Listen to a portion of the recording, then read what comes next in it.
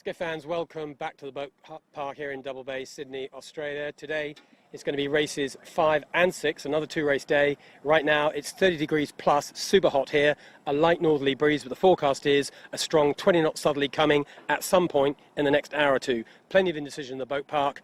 Today's race is brought to you by Del Zotto. Thank you to them for being our daily sponsor. And today I've got the guys from Del Zotto. First of all, Jack and crewman Tim. Jack, not a bad regatta for you guys, particularly when it gets fresh. Yeah, well, we like the strong winds, especially when it's a nice northeasterly breeze, running down the bay, getting some good jumps and, you know, showing all the fans what these boats can really do.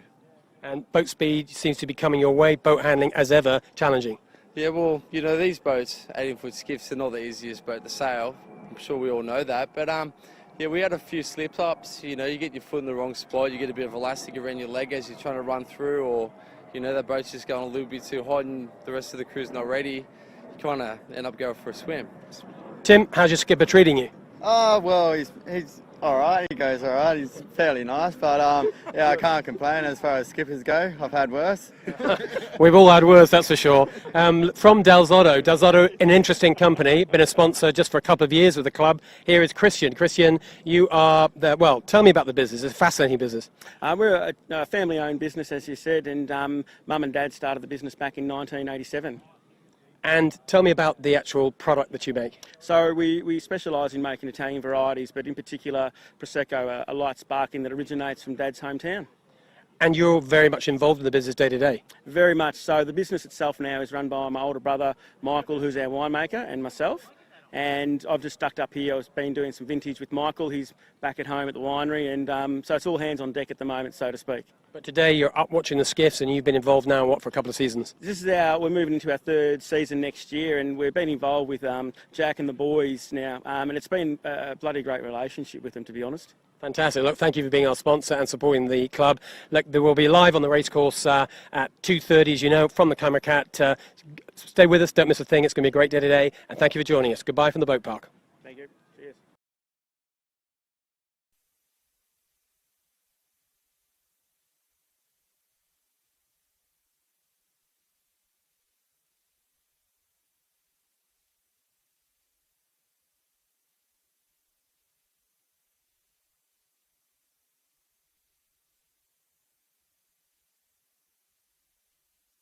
The notices on social and up on the website. It's a 30-minute delay or a 40-minute delay, but not much more than that. The news is the race is going to start at 3:25 local time here in Sydney. That's in about half an hour, and we're going to be live from the Camera Cat at 3 o'clock. That's about 12 minutes from now, 3 minutes, 3 o'clock local time here in Sydney. The reason for the delay, well, there's been a big southerly change. A big southerly breeze came through about half an hour ago. Lots of rain, even some hail at one point. We thought a plague of frogs was coming next, but so far we've survived that. But now the breeze has calmed down. The forecast, 20 knots, races 5 and 6 coming our way, sponsored by Del Zotto. For now, we're going to go back to the boat park where I had the chance to talk to Coco Michael Coxon from Smeg.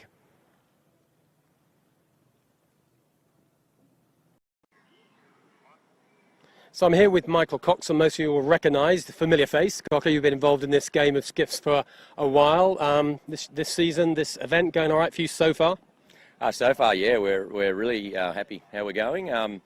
You know, our goal this week was just to, you know, top fives, try and keep it. I think if we can get some top fives, then we'd be really happy, and then see what comes later on in the week. But so far, that's what we've been aiming for, and we've been going slightly better than that. So yeah, we couldn't be happier. Yeah, going nicely. Even though broken wing bars, you fixed some of the problems that come your way pretty smoothly. But just looking at the overall event, the overall fleet, give us your observations, your sense of how this regatta is shaping up. What are the stories that are yet to play out?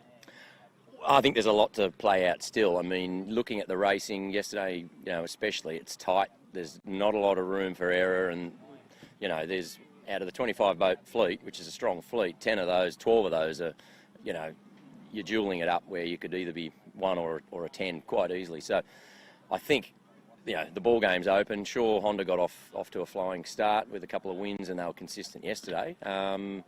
But you just never know. The calibre of the fleet's great. You know, you go on a day like today, for instance, we've got lighter air, and with a forecast of a big southerly, who knows? So, you know, for us, for Smeg, we just want to go out there, try and be as consistent as we can, and then, you know, just try and keep clean.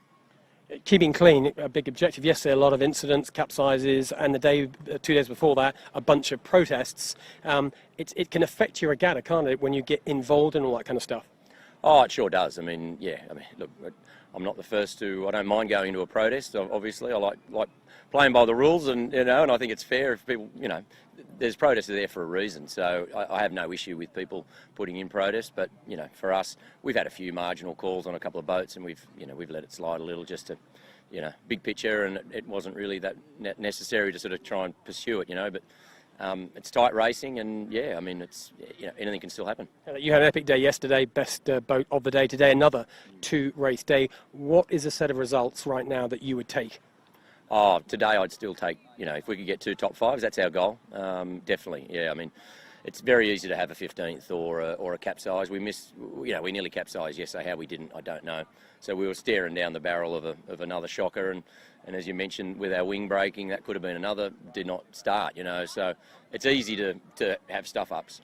So just trying to keep it consistent. And after yesterday, particularly, you're absolutely at the top of this fleet. Who do you think is your biggest threat?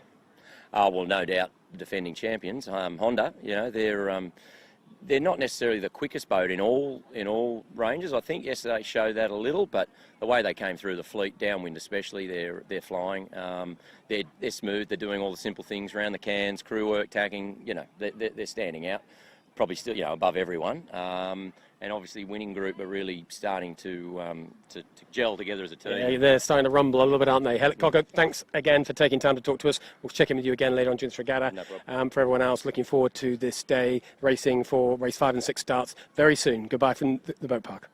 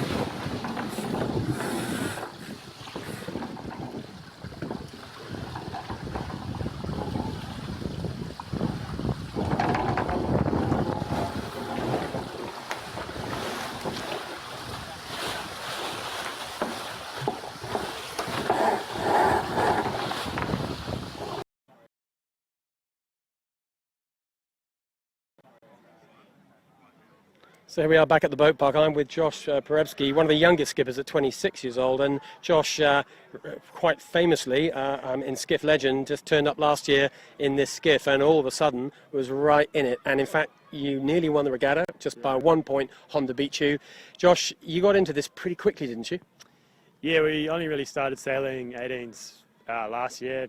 We had like a 6-week build-up for the JJs. Dave McDermott off Honda sort of got us to get into the boat, and we thought it'd be a good fun, good regatta and good challenge coming out so late. But we had a dream run last year, and hasn't been the same this year. But fingers crossed we pick it up the next few days. So last year, was it a surprise to you just how competitive you were? Well, we trained against the Honda boys for quite a bit, but it was a bit of a surprise when we first showed up in the first race we're winning. and we were going, oh shit, we better check the check the course sheet because we didn't really know where we were going. But yeah, we had a quick learning curve, and it's all plateauing now. So Well, you say it's plateauing, but I mean, you're still in this regatta. It's not gone perfectly for you, but it's not over by any means. So far, what's the story been of your regatta? Has it just been a bad luck, or not quite the right prep, or what's been your story? yeah, I think just a bit of bad luck. We've done a bit more preparation this year, but we had our trapeze hook break in the second race, and that's foreseeable. But we've never broken one of those hooks ever before, so it was a bit random. And then the first race we got called OCS, and we weren't, but we got reinstated. But stuff like that, a bit annoying. But we've only done 3 races, so back into 4 races actually. Early days, isn't it? Yeah. Do you think get quick enough to win this year? I think so. I think our 2-rig speed's better this year, but 1 rig we're not 100% where we were. But so many variables with these boats, and it's hard to. I think the level this year is a bit higher, the speed's a bit higher. So we'll see how we go. We're looking forward to some shifty days, hopefully. So you like the shift, a bit of course management, so that's your kind of thing? Yeah. Well, in the 49er racing, it's all super tight, and we know we sail a lot when it's offshore and shifty. So I think in the skiffs it's the same thing. So we're looking forward to that. Well, I think that's going to be the story today. Today is we can see looking out here, it's a northerly, isn't it, right now? Yeah. Forecast a big southerly, and there's plenty to play for, isn't it? Josh, thanks for taking the time to talk to us today. To our viewers, 2:30 live from the Camera Cat. Don't miss it.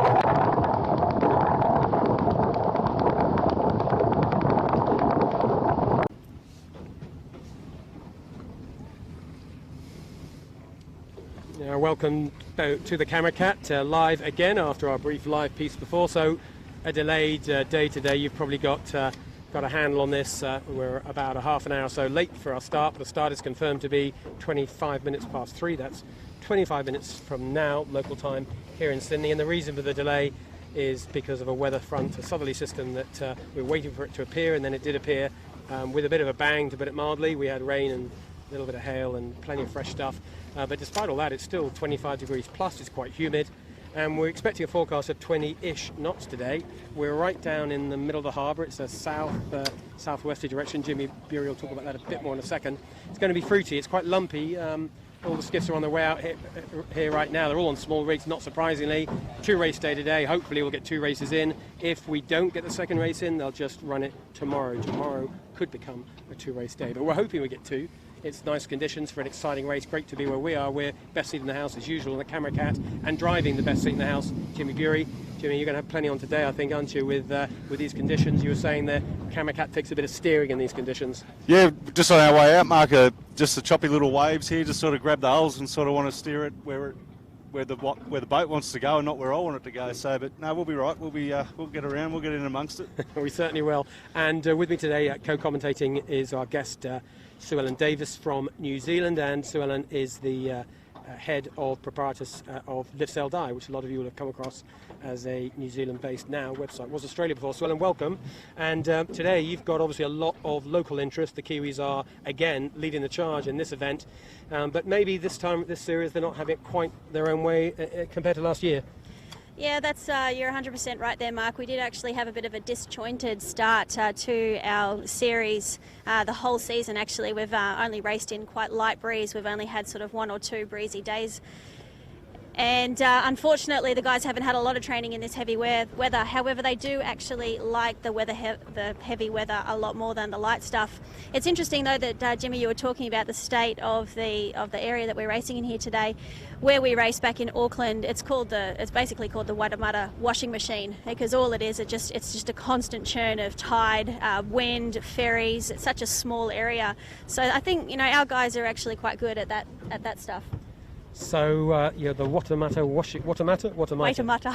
got it. I need to crisp up my vowels there, my consonants. A bit like that in Sydney Harbour. Look, we're going to have a quick throw over to the interview we had with yesterday's best performer, which was Smeg, 2 top results. So let's have a quick look at what Smeg has to say about yesterday.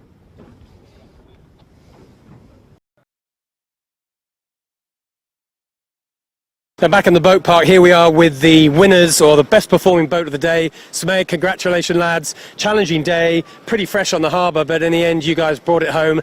Tell us the story, Michael. Yeah, Mark, well, great day. Nor'easter, it was a cracker. The boys, Mike and Ricky, just did an awesome job today. We had a good game plan, and we stuck to it. Much better than a few of our previous days' game plans. But we kept clean, boat was going fast, and we had our few little issues, but on the first race particularly, but we managed to survive what looked like a destined capsize. Tell us about one of those issues. The issues. So obviously the short course put a bit more pressure on everything, and then managing the traffic, and we had a couple of boats trying to go over us. And I think we had a bit of a nosedive at the same time, so all of that meant we almost were in for a swim, but kept it together. The kind of day where it easily could have gone all wrong, as it did for a few of the boats, but you guys looked pretty in control. Yeah, and that was part of the game plan, was just to keep it clean, just to really keep it simple, minimise the tacks and just, stay out in front and keep the clear air, and we executed that quite well, I thought, today. So, look, Coco, Smeg, you're right back in this regatta, that's for sure, isn't it? You're in this to win it. Oh, definitely. I thought we were still in it going into today. Our game plan is to have just try and be consistent, top 5s, and then maybe try and turn the screws a little bit later if we happen to be in the mix. So after a day like that, we're sort of semi in the mix. Nice to just get a win, I've got to say. Well, turning the screws later on, we'll come back to and talk to you about that. I look forward to seeing that. Like from the boat park, the top boat of the day, awesome performance by Smeg. Tomorrow, another 2-race day. Make sure to join us for that. From Double Bay, goodbye.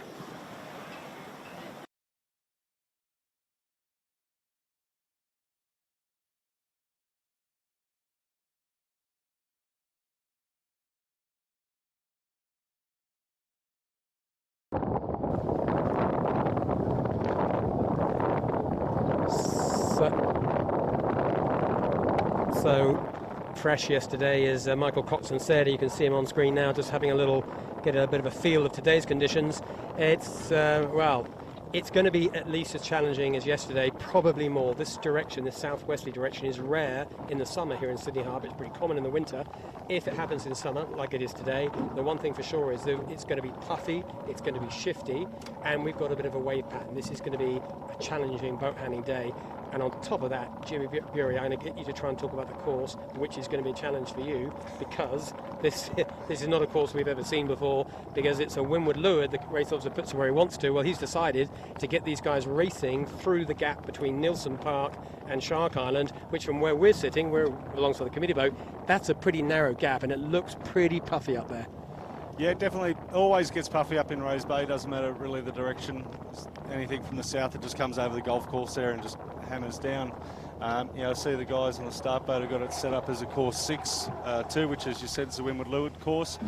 And yeah, the really tightness to get up in between Nelson Park, Shark Island. And the reason why I think they're doing that is because we have the island out today. The club's chartered the island for all the supporters and so forth for a bit of a party out on that, and that's where the island's not the Shark Island, the island bar is it's a bar. Yeah, it's a floating bar it's for a people floating in bar, Sydney, yeah. and it gets dragged to wherever the action is, and today Absolutely. the action's up there. Yeah, so Doug Cameron had to make the call on where that was at 7 o'clock last night, so we're sort of stuck with the racing location. I think the guys will be okay, just a little bit nervous how far they push up underneath Nelson Park there, where big wind shadow. I think we might find ourselves hiding there a little bit today, Mark, if it gets a bit adverse out here. Yeah, I mean, I think we have to expect the unexpected. We're going to get everything from 20 plus knot puffs. We've got one just about to arrive to us right now, but also it's going to rain, and then there's going to be sun, and then there's going to be lulls. I'm just looking at ASCC, way upwind right now, trying to practice this beat, basically run out of wind, completely, like no wind, on the corner of Nilsson, and then 200 metres out to windward I can see boats absolutely flat chat 3 stringing, inverting their mains. It's that kind of day. So the only thing we're sure about here, Sue Ellen, there's a lot of things we're not sure about, but it's going to be a challenge. I tell you what, I'm glad it's them and not me, because there was a lot of decisions that had to be made on the shore, and like you said, everybody was waiting until the last minute to decide sort of what to do with the conditions. There was even talk about going to number 1 rig because it was going to be a lot more lulls than gusts, but I think everyone has made the right call coming out with their number 2 today. So it feels like the kind of day where we're going to get some incidents, we're going to get some drama, there could be breakages. It's that sort of day, and if we do get 2 races in, well, we're virtually halfway through the series here, Jimmy, aren't we? We're kind of 4 done, and it's 9 races, so we're nearly halfway through. We'll be halfway through by the end of this first race. So today is going to make a big difference for the overalls. It's going to set a bit of a pattern as to what's going to happen going forward. I'm guessing the people that can handle the most unexpected, the all-rounders, if you like, maybe the guys with more experience, maybe it's going to play into their hands. Yeah, absolutely. We've seen Smeg yesterday. From the Aussie point of view, they came pretty good, and they're pretty good at going across a whole wide range. The guys on Honda, they're just a polished unit. There's no chance in the world that they're not going to be up there. The guys on ASCC, again, another very polished unit. You're going to see them. They're Bingley. The only thing that I can see that possibly could go wrong for them is a little bit of extra weight on board that boat than other boats, and the sails are a little bit tight, but I expect them to really feature today. They're, and the other one is Asco, if he doesn't wander off and go check out how far he can go and find lulls in places. Yeah, all going to happen. We got the first of those rainstorms we told you going to happen. We're getting it now. Live, getting nice and wet. Hopefully our equipment will hold together. There is a bit of a limitation on using the drone in the really heavy rain, but we've got one of the world's best drone pilots, Dylan, on board, who's driving the drone, so if it is possible, he'll get it, and if it's not possible, well, he'll probably still get it anyway. He'll be trying hard. In terms of that experience factor, Sue Ellen, we talked to Josh Beresky, one of the top Kiwis in the boat park earlier on. You guys at home might have seen that interview, but he's only 26, but he's a pretty mature dude, isn't he? And he knows how to sail a skiff. Yeah, look, he's definitely pushed himself a lot harder since jumping into the 18-foot skiff. And this time last year, he and Dave and Jack had only sort of sailed about 12 hours together. And I have to admit, though, they're training into this regatta this year. Again, it has been on the low side. They have been concentrating on the 49er, and Dave is also involved in Sail GP. So again, our team has been quite disjointed coming into this regatta. However, This is Auckland weather right here. This is what we're used to. Well, it's a bit like sailing in England. It said it's too warm to be England. So if you're watching it at home live from the UK, and to my immense surprise, because it is 4:10 in the morning, I know people do watch it live from the UK. I've seen your comments. For once, you're probably drier, warmer than we are here out on Sydney Harbour. It's not actually cold. It's warm, torrential rain. But this is going to be the story of the day. These sort of conditions are a challenge for us technically to keep all our electrical stuff working. We've got thunderstorms in the background. I hope we can keep the live transmission. We'll certainly do our best. But from a sailing point of view, this is distracting because they've all put their small rigs up, and when a big rain comes like now, 20 knots of breeze is just gone. Now there's about 6 or 7 knots of wind speed on the racetrack. So to call it downrange on a small rig, Jimmy, is an understatement. Oh, it's cruel. Like I've been there in those situations, Mark, and you poor forward hand, he's going to be stuffed into the spinnaker bag as well. It's the most uncomfortable sailing conditions you can ever get. Just looking at winning appliances up near Shark Island, they were barely moving about a minute ago, and I've lost track of them in the little squall that's coming through there. It looks like there's plenty of pressure looking at some of the yachts up there, but hasn't. There's winning appliances that haven't got them. They haven't quite got to that squall. So it's. I think you can almost see it on the camera shot now. You see just behind the committee boat, you can see that lull, that kind of pale piece of water in the background. Well, that's just a complete lull. There's just really not much water there, not much wind there at all. And then as you step out, there's a whole lot more wind, and where we are, there's a whole lot of rain. It's that kind of day, and as Jimmy was talking about, boats upwind with no wind at all, right on the camera cat now, suddenly there's like 15 knots and little puffs of slightly more. It's that kind of day. It's beyond funky, isn't it? Yeah, well, you would have just seen Noakes go behind us before. Sean, of everyone out of this fleet, does know about lightning. He had a bit of an incident with lightning in a 49er many years ago. So he went past and just goes, lightning. So, hopefully for his sake it doesn't strike twice. Yeah, well, safety as ever is a tricky one. Sean talked to us earlier in the week about balancing safety with competitive racing. We were talking about the danger of ferries and passing commercial and leisure boats, and lo and behold, only the very same day, Winning Group had an issue with the boat and tore their kite, and they got redressed for that. We weren't thinking about safety for lightning, Sue Ellen, but maybe we need to broaden our definition of safe sailing. Well, I mean, you just have a look at it here. We're looking sort of slightly up the course, and the visibility when those rain squalls comes through, it takes away from seeing things like, the Manly ferries. Oh, they only come every half hour, so if you switched on to what time they leave the wharf, Sue Ellen, everything's good. I do remember growing up sailing on Sydney Harbour and having several encounters with those Manly ferries. Yep. It's not nice. They got sharp bows, haven't they? So the race, if things go to plan, about 12 minutes or so until the race starts. A lot of skiff sailors here probably wishing we just get on with it, but there is an AP up, and there is a limitation on when you can put the AP down, and I think that's still a few minutes away, and then we'll get straight into sequence. And as I say, I'm hoping our tech stands up to this. This is a proper test of onboard transmitting, and if for whatever reason we've got a problem, we'll try and give you pictures at the very minimum if our audio goes weird. Which you could do, we'll just try and stick to pictures, but who knows? It might all go beautifully. You never can tell. The beauty of live transmissions, you just can't tell. Try and avoid the dogs and the children, and apart from that, we have to go with what we're going to go with. But I'm hoping, Sue Ellen, that your fluffy mic is going to stay in one piece. And I've noticed you've occupied the cockpit, which is the semi-dry position on board. Nice work, well done. I was told that it was semi-dry, yet I have actually started to feel the raindrops run down my back. Yeah, now look, back to the Kiwis. I'm glad we got you on board. You know just about everything about these various Kiwis. Bring us up to date with a couple of things I want to ask you about. First of all, Maersk. Now, Maersk were a different boat last year. It was Josh's boat. They've transferred sponsorship to a new crew. Just give us a quick rundown on the new crew and how things are going for them. Yeah, so Maersk Line has got Perron Pierce on board steering, Eli Leifting on main, and Harry Clark on bow. Perron is actually part of a keelboat team back home called Clockwork. He does race all the time. He's also part of the Royal New Zealand Yacht Squadron Youth Training Program. But the one sailor on board that is actually a shining star is young Eli Leifting. He's only 16 years of age. He won the RS Fever Worlds 2 years ago, and he's just actually won the place to represent New Zealand at the 29ers at the Youth Worlds in Poland this year. He is a name that will be well known in New Zealand sailing in years to come. The next Pete Burling. No, this is yeah, that's true. But there are more sailors in New Zealand. There's not just Pete. No, I know there isn't. But for our viewers at home that maybe don't know the full cast of thousands, Yeah, New Zealand is pretty much the hotbed in sort of DNA terms of sailing talent. It's no coincidence. 1 second, we're just going to talk to the race officer. Just got the race officer along board. We're just Jimmy's listening to him. I'm going to find out what's going on.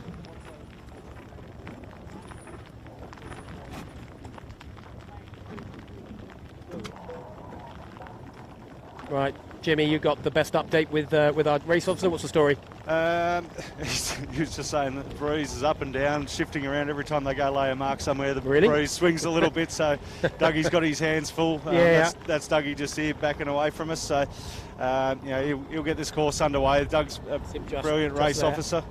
Well, he's telling us what we know, isn't it? It's up and down and it's windy. Well, and that freshness, we talked about no wind, so now we got 22 knots plus on the boat, so it's all going to happen. But just back to that New Zealand story, as I was saying, it's no coincidence that New Zealand are the holders of the America's Cup, and it's no coincidence that pretty much every other America's Cup team has got Kiwis at the heart of it. The nationality rule they tried to bring in hasn't seemed to make much difference to that. Kiwis still getting employed all over the world, all sorts of teams. And there's an awful lot of talent. Now, outside of Maersk, Swelland, obviously we know Honda are our series leader. When they're not sailing skiffs, what else does the Honda team get up to keep themselves sharp? They go to work and they go to the gym. There's not. Look, Matt Stevens, he works at North Sails and he's regularly jumping on board other boats and doing a lot of other sailing around Auckland. But Brad Collins and Dave McDiamond, they don't do a lot of other sailing. They are quite committed to their employment. So, they do train whenever they can. But Matt Stephen is definitely the one that sails the most out of that crew. They got some pretty fancy boat handling for guys that don't sail much together, haven't they? That's right. Although just looking at their little boat handling right now, they decided just to go for a bit of a swim. Yeah, just to the right of the picture we're looking at now. We might be able to just come around and look at that. I know it's pointing into the rain, which is cameramen don't like that, but Honda Marine are just to the right of our camera shot now, and they were just having a little look at that inflatable buoy. That is one part of the gate, isn't it, Jimmy? Yeah, it's one half of the gate, but the other gate, Doug's got to try and figure out the angle of that once we get underway, because obviously the top mark's going to get moved around a little bit. Yeah, good point. So he'll wait for that. Everyone's having issues here. Mark, I think you'll find the breeze has actually swung a little bit further to the west. And we got some capsizers, haven't we? We did have a boat, I think SeaTech inside us to the right of us is currently trying to right herself, and behind us a fair bit there's a red boat. That's either Asco or Smeg. That's Asco and Finport just going over. Finport decide they like the look of Sydney Harbour to cool themselves off, so I'll just pop in there for a bit of a freshener. So it's, well, we've said it before, it's that kind of day. Upwind of me now I can see Royal Oak, and Royal Oak is just in one of those puffs. Plenty of breeze, nice little sort of 17, 18 knotter. But if you look up, if you can see up through the murk and see up through the raindrops, we will clear the raindrops whenever we think we can. Don't worry, you won't be looking at that all day long. As you look up there, if you can see through it, there's the city in the background, but also you'll be able to see the very different colour water representing very different amounts of breeze. Just over the top of us goes a seaplane to add just to the interest and distraction factor. Certainly, Llewellyn Sydney Harbour, it's busy. If it's not seaplanes or southerlies coming through, it's a spectator ferry trying to ruin your day. Yeah, look, I have to admit we do get spoilt on the Auckland Harbour where we do sail. However, we do have seaplanes now, which have added another element. So, this is something that we can get used to. However, all the cruise ships, all the shipping, it's a much smaller, more confined area that the commercial vessels are actually coming into. So here there is a little bit more room to move than to where we are. However, there was a lot of spectators out the other day when it was the Sydney Harbour Regatta, and I know that our guys did struggle with that many boats to keep away from. Yeah, and as Sean Langman off Noakes said to us on interview a few days ago, Sydney is the city that has the single most number of ferry movements on any given working day in the world. And suddenly it all makes sense why it's so busy. I was surprised to learn that, but it's true. It's a key part of the New South Wales economy. It moves people around. It's a big old harbour, this. If you live up at Manly, that's your neck of the woods, isn't it, Jimmy? Yep. If you live up at Manly and you work in the city, then the ferry is really, well, not only is it the only way, it's the best way to travel. No better way to travel, mate. You walk down, jump on the ferry, go into town, 30 minutes later, you're in there. But the best part about it is when you finish work and you come down, you hop on the ferry, there's a beer there waiting for you, so you have a beer on the way home sitting on the ferry. I was actually challenged to try the fast ferry. I think our friend Steve Quigley challenged me to jump on board the ferry and see how long it took me to get to Manly, and I have to say it was a pretty nice way to travel. Well, they do 25 knots, and I think it's 15 minutes on them, so you've got 15 minutes to have your beer. Not long, then we're straight into the club. And it's a multi, so it's nice and stable. So the race officer's problem he's got at the moment is it's possible we're going to get a delay. We haven't got an extra delay yet, but the breeze has just shifted right by a lot, by 20, 25 degrees, and then as in now, it's suddenly gone back to the original heading. So I think Doug was looking at this going, I'm going to have to reset the course completely. Now actually, oh hang on, if he waits a few more minutes, at the start, Jimmy, it's going to be square. It's going to be a fair course. But what happens if 5 minutes after upwinds, it does another big right-hand turn and turns this first leg into a reach? What do you think he's likely to do in that situation? Well, Doug's got a few options in that instance. They can let it go. I have seen it in the past where they've just abandoned the race, come back, we start again as quick as possible.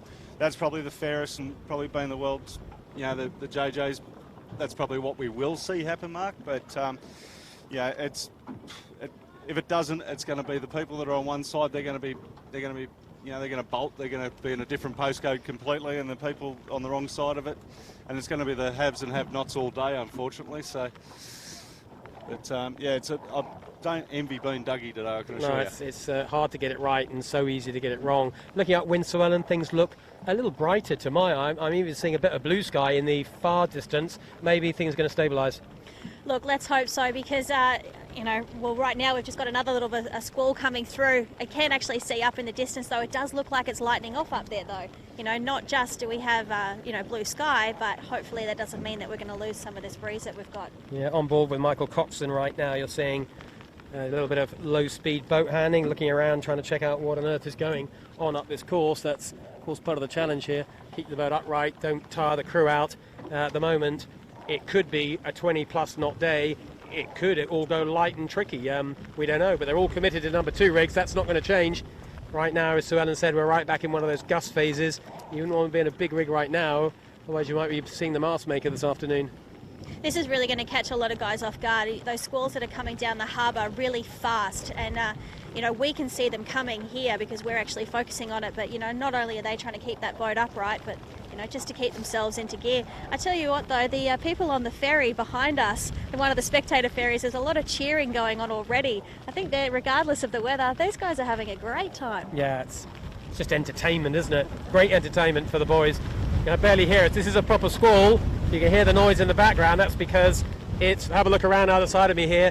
It's properly windy. These, as you said, they come very quickly, these swell. It's not like there's a slow build. Oh, here we go. It's like, boom, down it comes. Big puff. If you're in a skiff, that's super hard to manage. But that's what these guys are going to have to take on. But these are the world's best skiff sailors. This is the World Championship. It's not supposed to be easy. It's supposed to be a challenge.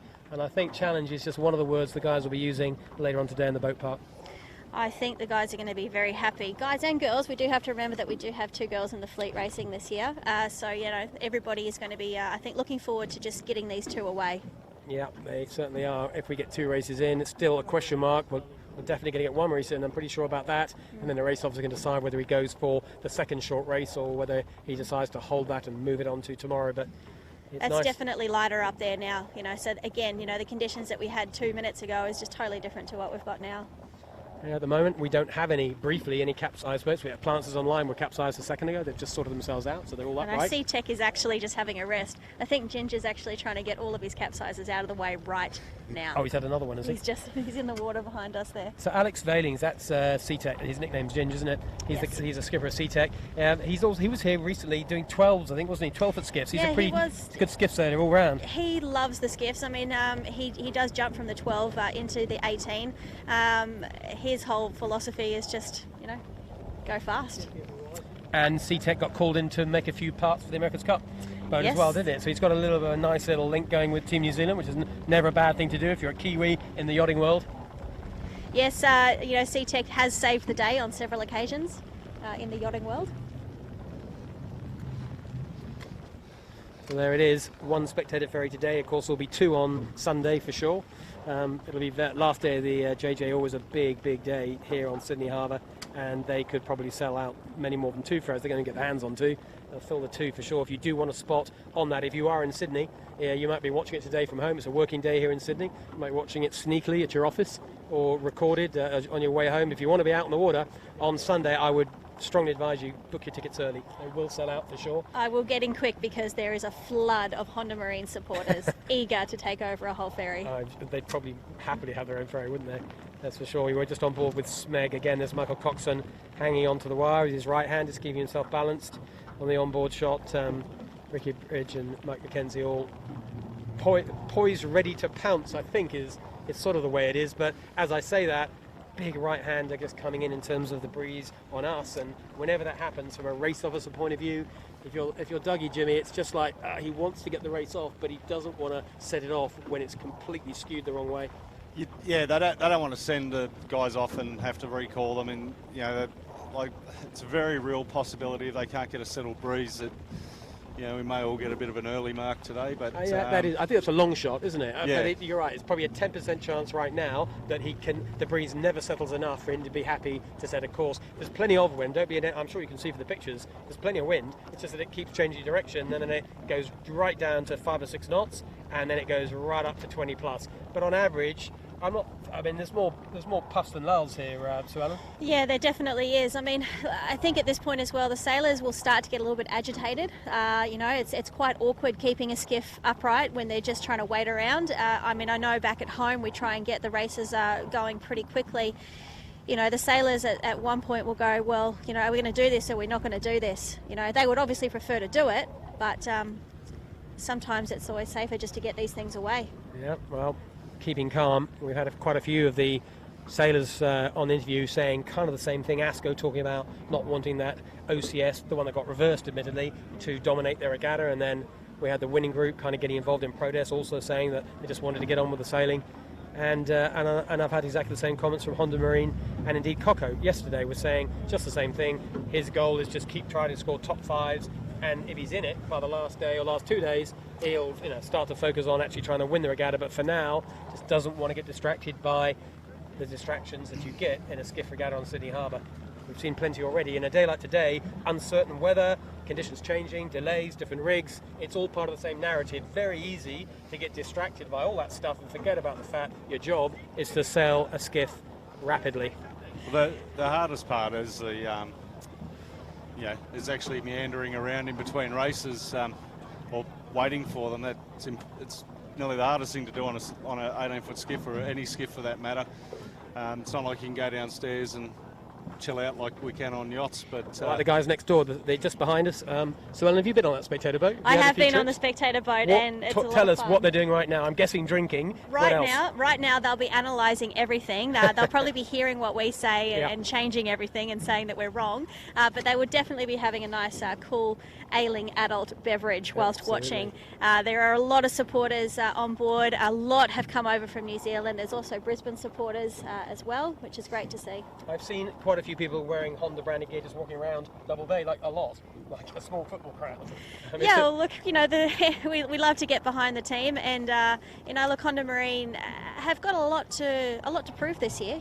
They did win last year. It was very close with it was Merskline, but it was Josh Perebski and his crew in second, and they've got a little bit of pressure on themselves to back it up, and the team is here to try to support them in the best way that they can by just sort of being present and giving them a pat on the back every now and then. Excellent. Look, while we've got a little bit of time, just briefly, just talk America's Cup for a second.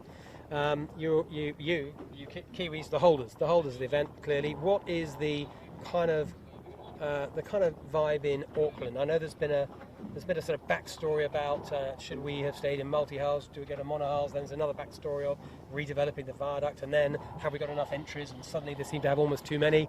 And there's always question marks about should the government be helping fund the team or not. What does it wouldn't be like the America's Cup without controversy. Yeah, I know, you're right. We need those stories probably, but what would you say is an average, a kind of a consensus view, if there is such a thing, about where New Zealand sits in the context of the Cup and with all the various subject matters? Well, if you're a sailor in New Zealand, you're all for it. Regardless of the design and what you might personally think about the design, we're going to be pushing the boundaries of technology once again. And the guys at Team New Zealand, the designers, the guys and girls actually, it's a really good mix of people. They want to push those limits again. We saw Team New Zealand were the ones that actually got those AC-72s foiling. Team New Zealand were the ones that then introduced the bicycles on board. And Team New Zealand has now gone, well, let's just flip this on the head and let's put a foiling monohull out there. You have to, regardless of what your thoughts are, you've got to actually respect the fact that New Zealand is trying to push the limits of our sport. That is for sure. We just had one siren, which means the AP is down. And just to finish off New Zealand, I agree with you completely. I'm in nothing other than complete admiration for the innovation that Team New Zealand did, all of which were major risks, all the steps you talked about, massive risks. But they all came good. They came good because they were very well thought through, very smart. And we're in a much better place in yachting terms now, that's for sure. So good luck to Team New Zealand and, of course, to the opposition. We want a good and a fair event. I hope plenty of teams turn up who are competitive. I hope it's not a one-horse race. I've got a funny feeling it might be. Anyway, we'll come back to that subject another time. Here we are, back on the Skiff course. The good news is that the race officer's committed to getting things going, and he's been patient. That's not a bad attribute in a race officer. We have got the AP down. The next flag is going to be the course flag.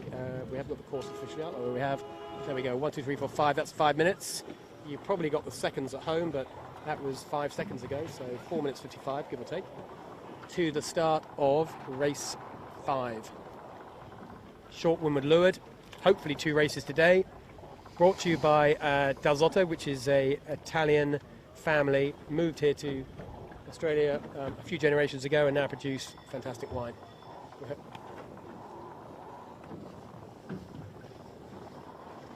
And we're going to give you the best update we can on the 4-minute gun. As we found on previous days, sometimes our trusty countdown timer on the screen is not entirely trustworthy, so don't believe it completely. It's a good indicator. It's not exact. Check your watches as the time comes here. GPS time for the seconds. We'll give you the minutes. The 4-minute gun is coming up in about 10 seconds time. Coming into the 4-minute gun, and you can actually check what it says on the screen and you can work out the delta yourself. There we go, 4 minutes, exactly 4 minutes to the start. All the skiffs are out here, all the skiffs are on small rigs, and no question, if anybody had come out with a big rig, Jimmy, you'd be nervous on a big rig right now, wouldn't you? I don't think you'd be here if you had your big rig with some of those squalls that come through, Mark. I think you'd be well sitting on the beach over there, wouldn't you? Sitting over at Clifton Gardens, wishing the old bar was still over there.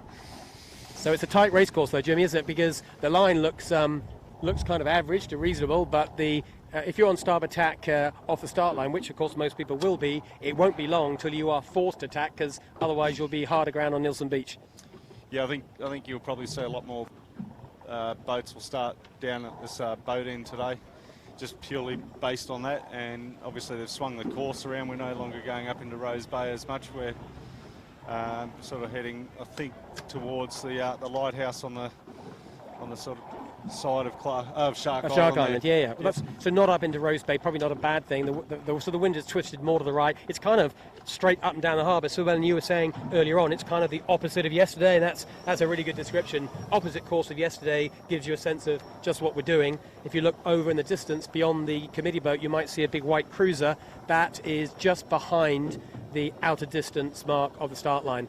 So we can just give you a sense of where the end of the start line is. It's a long line, plenty of room, at least as long as the last few days, if not longer. No shortage of space on this start line, Jimmy, but every time I look up wind, it kind of looks like it's going to go right hand to me. See people high rights, don't see any good-looking lefties. I think the right's going to be a popular place.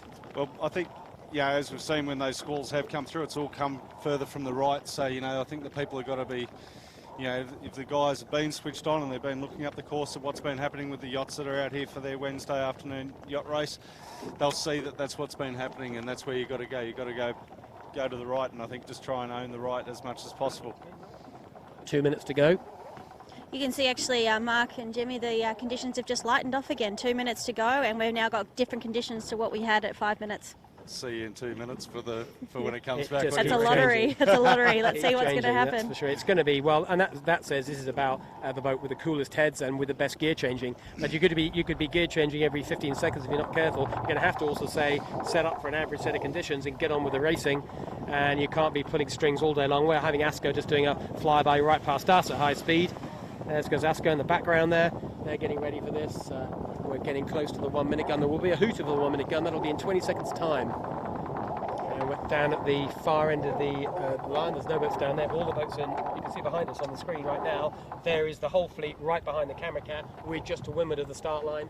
Start line's just off. I'm just pointing to it there. There is the start. Look at my hand. The whole fleet is just tucked up behind us. We're nice and close to the action, just keeping away from the starboard ley line. So we're out of the way. There is 1 minute to go.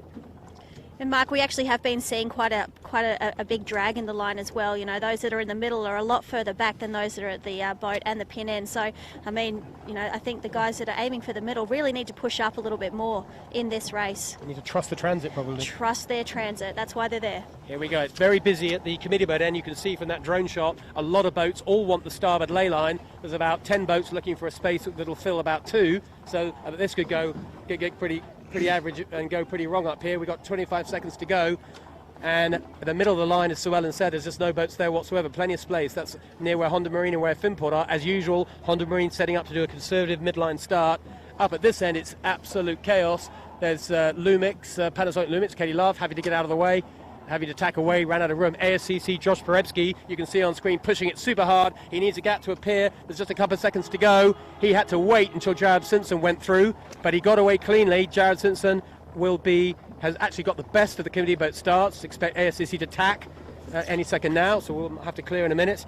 And Kitchen Maker doing very nicely just to lure to Jared Simpson up here at the right end of the line. On camera, you're seeing the pin. The pin's looking empty. Not much I'm only surprised about, because there's a nice bit of space there.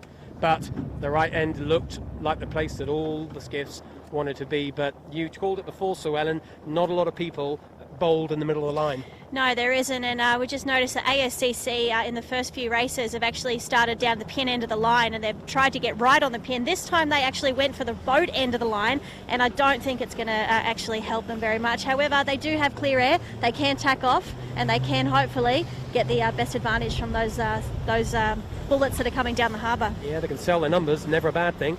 And the rain is cleared, so the drone's up, and we can get a good sense of where the fleet is, looking right across the start line. And you can see that big yellow nav buoy from the drone shot. That's well into the left-hand side. All the boats to the left of that, so to the right of your picture as you look, they are very close to Nielsen Beach. So John Winning Yandu, which is hard left, and you've got Armouring Pittwater, Royal Oak, and of course Smeg and Winning Group, 2 of our top boats. They're over in the left-hand side. Won't be long till they have to tack away. And out of the left-hand group, the best of those boats is the Winning Group. Smeg following in her dirt, but obviously super keen to go that way, happy to take some dirt. And at this point in time, they are all absolutely out of range of the small rig. It's you'd have a big rig if you could, but they're all got the same conditions. They're having to find a way to power up their small rigs. We know the puffs are coming. There's no question there's more breeze, but for now they've got to make the best of what they've got. And you can see actually the guys that are up ahead, they're having to get their bow person right into the centreboard area. You can see it's really lightened off. And I know that Dave McDiarmid on Honda Marine called it some of the most atrocious sailing when you've got number 2 and no wind. And Winning Marine and Honda, a bit of a cross, but Winning looking clear ahead. There's the Winning Group, the only port tack boat on your screen right now. Passing ahead, not by much, but just getting clear of Honda Marine. And Honda in a bit of a lull. Winning got that puff that Honda were about to run into. But not much between all these boats. I think, Jimmy, the other thing that's going to be key today is, if you can, try and link these puffs together, because at the moment there's more lulls than puffs. It's the other way around to what we said before. And if you can stitch together the puffs, you'll look pretty special. Well, absolutely.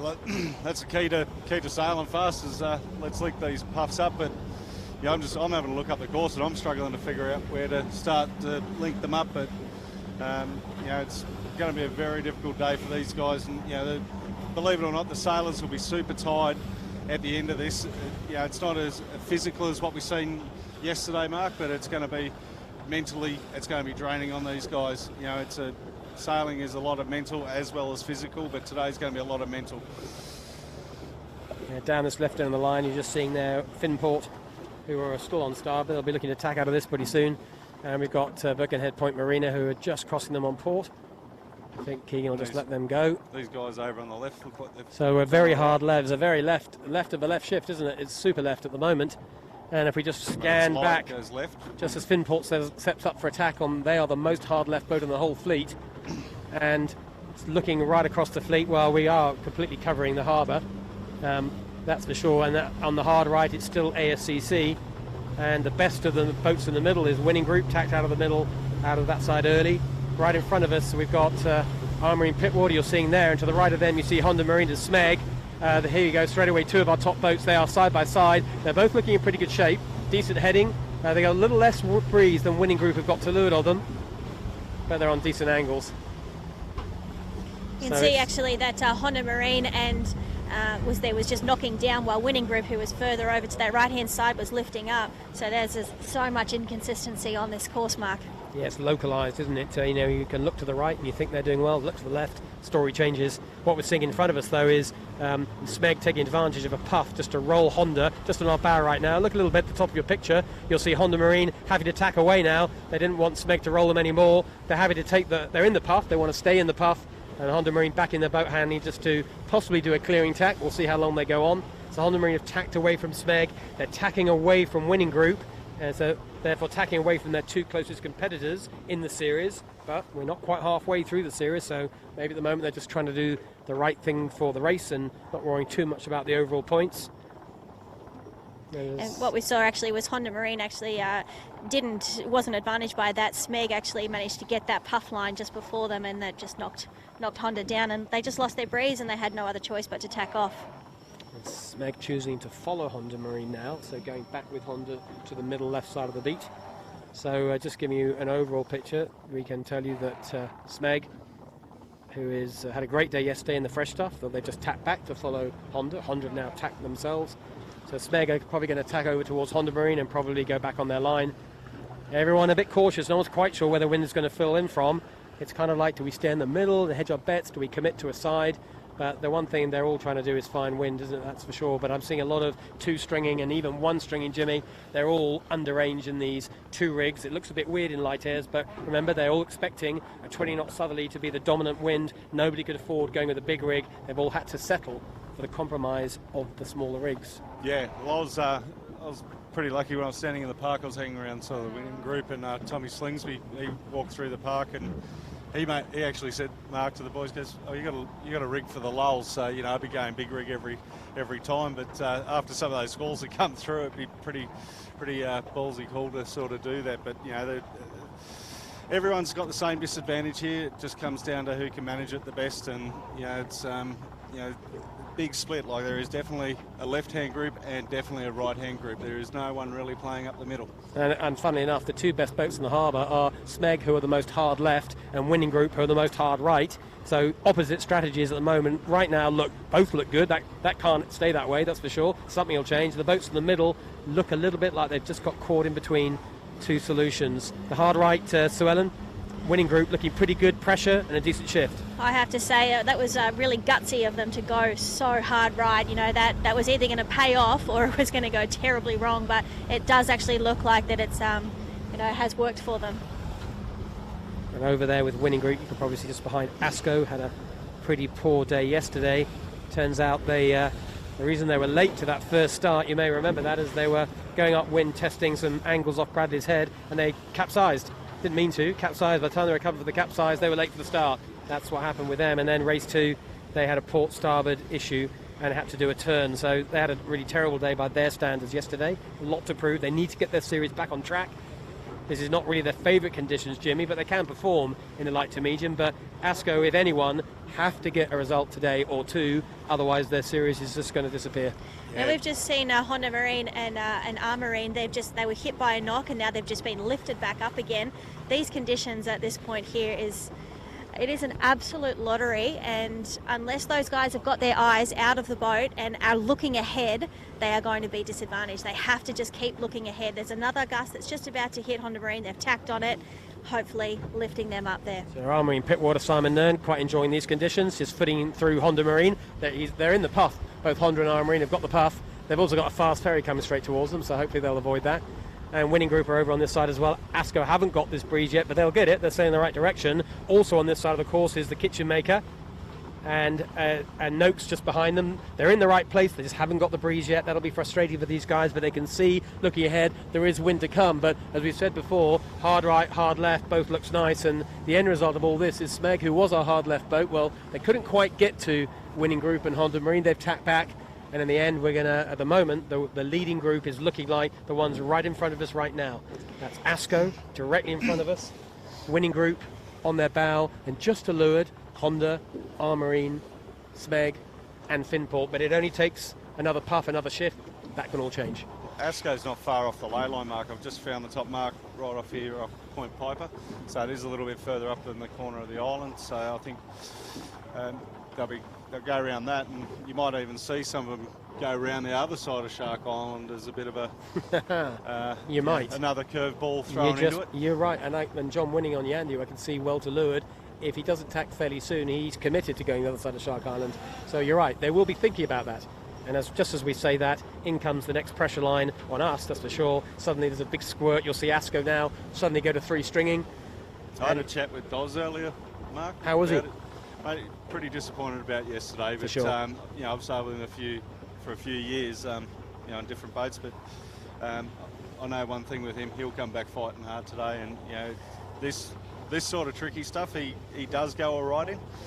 And we have seen that in the past. So, just watching the boat handling as you were talking there, Jimmy, behind you, the on-off the wire, we've got, Harry on the bow having to go all the way to the leeward side to balance, then all of a sudden Trent has to do a massive pull-in feet of main sheet and get the boat heeling. It's an on-off, in-out day, and of course, let's just remember, they're on small rigs, and the 20-knot southerly did materialise. Now it's hopefully just for a while gone away, so they're all sailing way under range of what they're used to in this amount of breeze.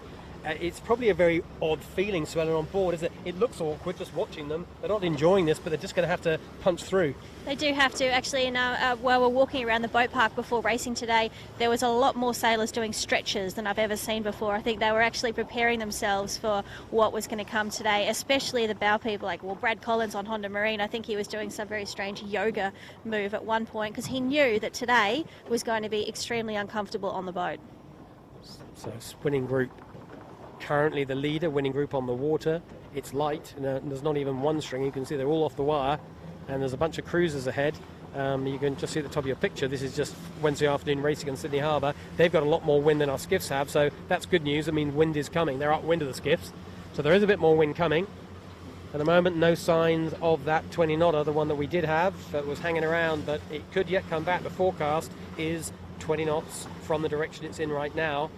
And I'm pretty sure at some point that's going to happen. The question is, will it happen during this race? Will it happen during the run that's coming up? It could easily happen. Very hard to pick those southerlies. Best way to do it is to get onto the weather reports from Sydney Airport, which is pretty much south-southwest from here, and that will tell us what's coming our way. So here we are with Winning Group right behind them. And the latest weather report, I've just had a little word in my ear. There is only 10 knots down at the airport right now. So, Ellen, how much wind do you reckon we've got on the racecourse? Probably about 5 or 6. So 10's better, isn't it? 10's definitely better. And look, we're looking at Winning Group here, and Winning Group have actually managed to pull away from Honda Marine. Winning Group on this tack coming into this mark, they were definitely lifting a hell of a lot more. Even though Honda Marine were on the same tack as Winning Group, just being in that different space on the harbour actually created a lot more of an advantage for Winning Group. And Honda Marine is going to...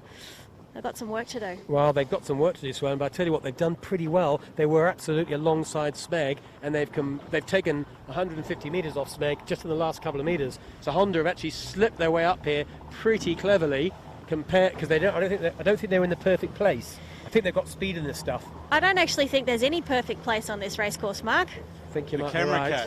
This is the best place to be. I'm glad I got upgraded today. So look, James Doran, we're watching here on ASCO. Terrible day yesterday. Has to put it right today, and he's doing so. Look at Trent just dangling off the front. He's got all the crew off the front of the mast. That's the technique they reckon's working. They're on starboard ley line. Winning Group is set up to actually lead round this mark for the first time. There's not going to be a lot. By the time Winning Group is tacked, there'll be very little between Winning Group and ASCO, and Honda Marine will be breathing down their necks as well. That's probably going to be a top 3.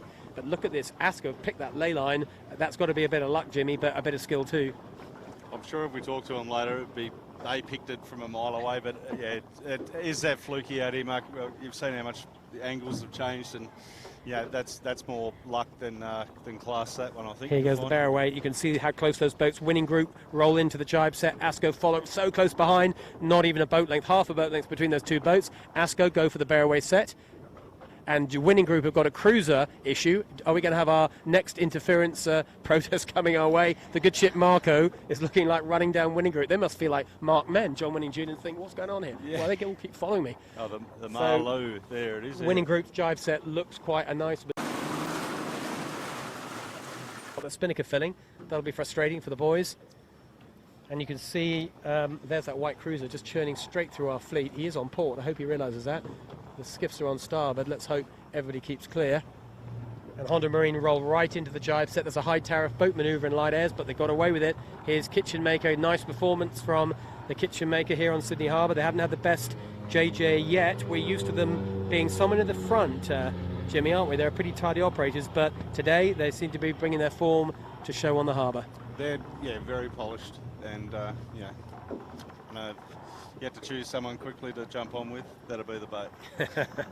Fourth round the first mark is the Kitchen Maker, and Noakes. So, and we saw Noakes looking pretty dead and buried at one point on the right of the harbour, but they've come out of this not bad. They really have, and you've got to hand it to these guys. They had a bit of a rough day yesterday, having an incident with our Marine, and Noakes actually left the boat park overnight and went and had some serious repairs done. And the fact that they're actually out here today is quite good, and I think Sean will be quite happy with where they're sitting now.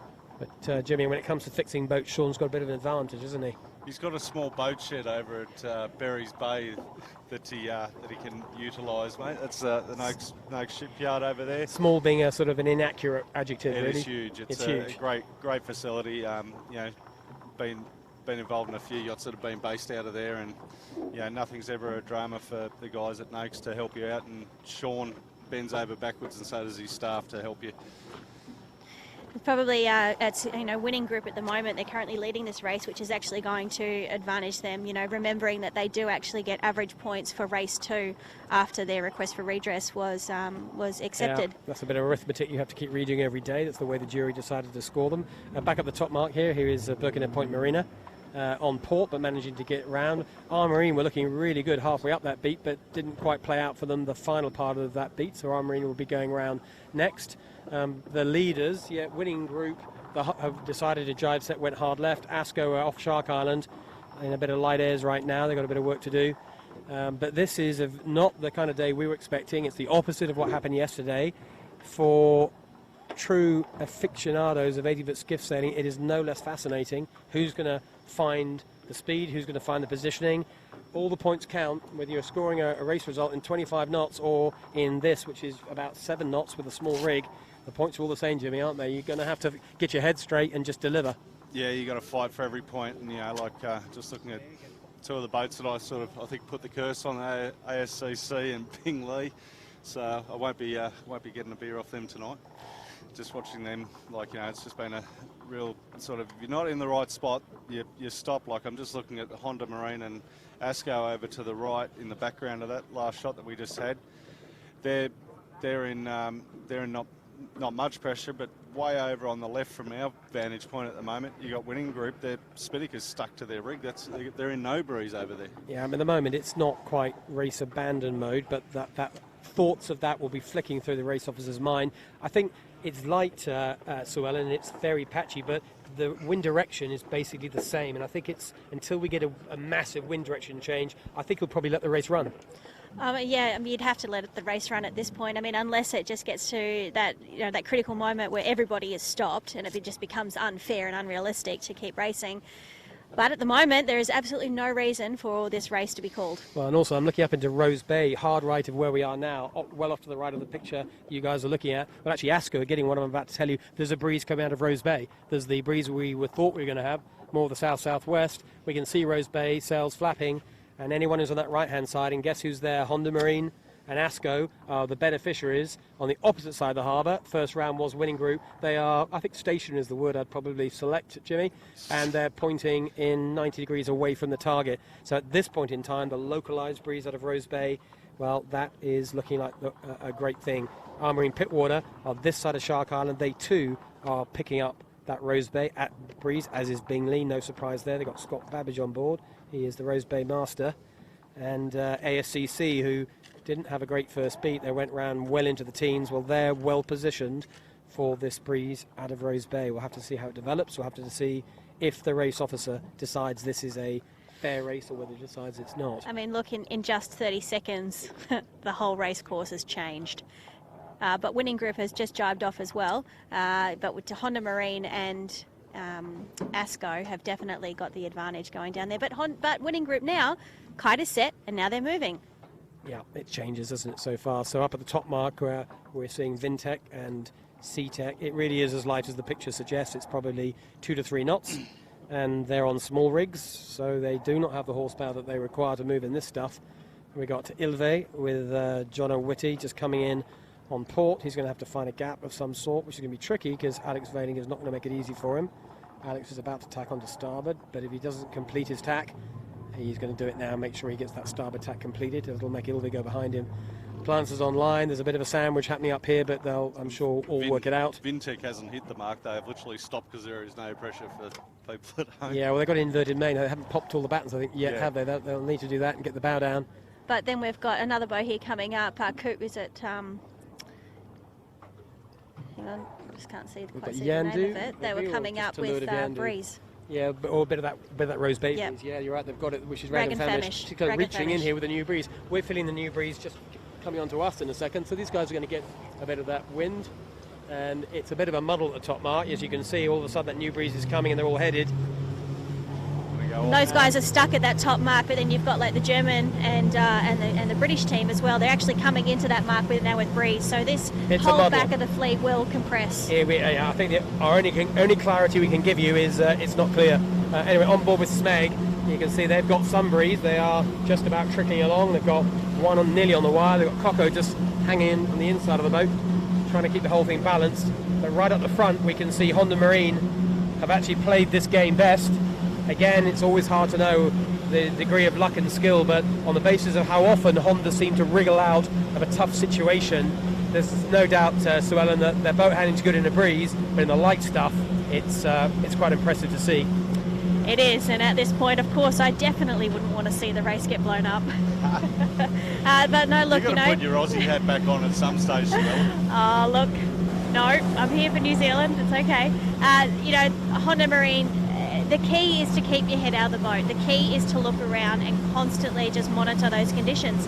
And you can see that that's what Honda Marine and Smeg have actually done. Winning Group went off, thinking that side was also going to pay because it paid for them on the first work, but it hasn't paid for them on the first downwind. Yeah, it was the right small picture call, but the big picture call was what's happening down south, down by the airport, I think, and that breeze is now coming in. It's no howling gale, it's probably only settling in at about 6-7 knots, but we heard before 10 knots down at the airport, so maybe it will build to 10, but in a small rig 10 knots will feel like 6 or 7 knots.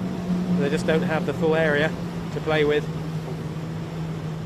Winning Groups, like they led around that top mark, and they're probably back to 8th or 9th at the moment, just the way this breeze has played out. So yeah, it's all too weird. We've got Winning Group actually on port jibe with a spinnaker up. If you can understand that, maybe we can get a shot of that. It's quite a long way, but behind us, Winning Group with a black and a blue kite are actually pointing. Well, they're like they're going upwind on port tack. It's just kind of weird. Whereas up here with Honda Marine, they are almost going upwind, very close reaching, and pointing straight at the mark, but on starboard tack. Winning Group and to leeward. Almost had the Asco there in the same shot. Look at Jimmy the kitchen maker to leeward. Look at them. They might do the round the outside job on all of them here. They're three string and loving it. They're only a light young crew, so I know Darren. I think he's in Switzerland. The sponsor of the kitchen maker. I know he's watching. So he watches it. Darren watches it live, which is a bold. He gets a cup of coffee, watches it live, and then he goes back to bed, I think. Yeah, definitely a coffee. I know Darren very well. So the kitchen maker making great shape, currently in second, but about to be in first. Asco now into third position. Very light airs indeed, as you can see on screen. Honda Marine just run into a hole, just in a bit of a driftathon.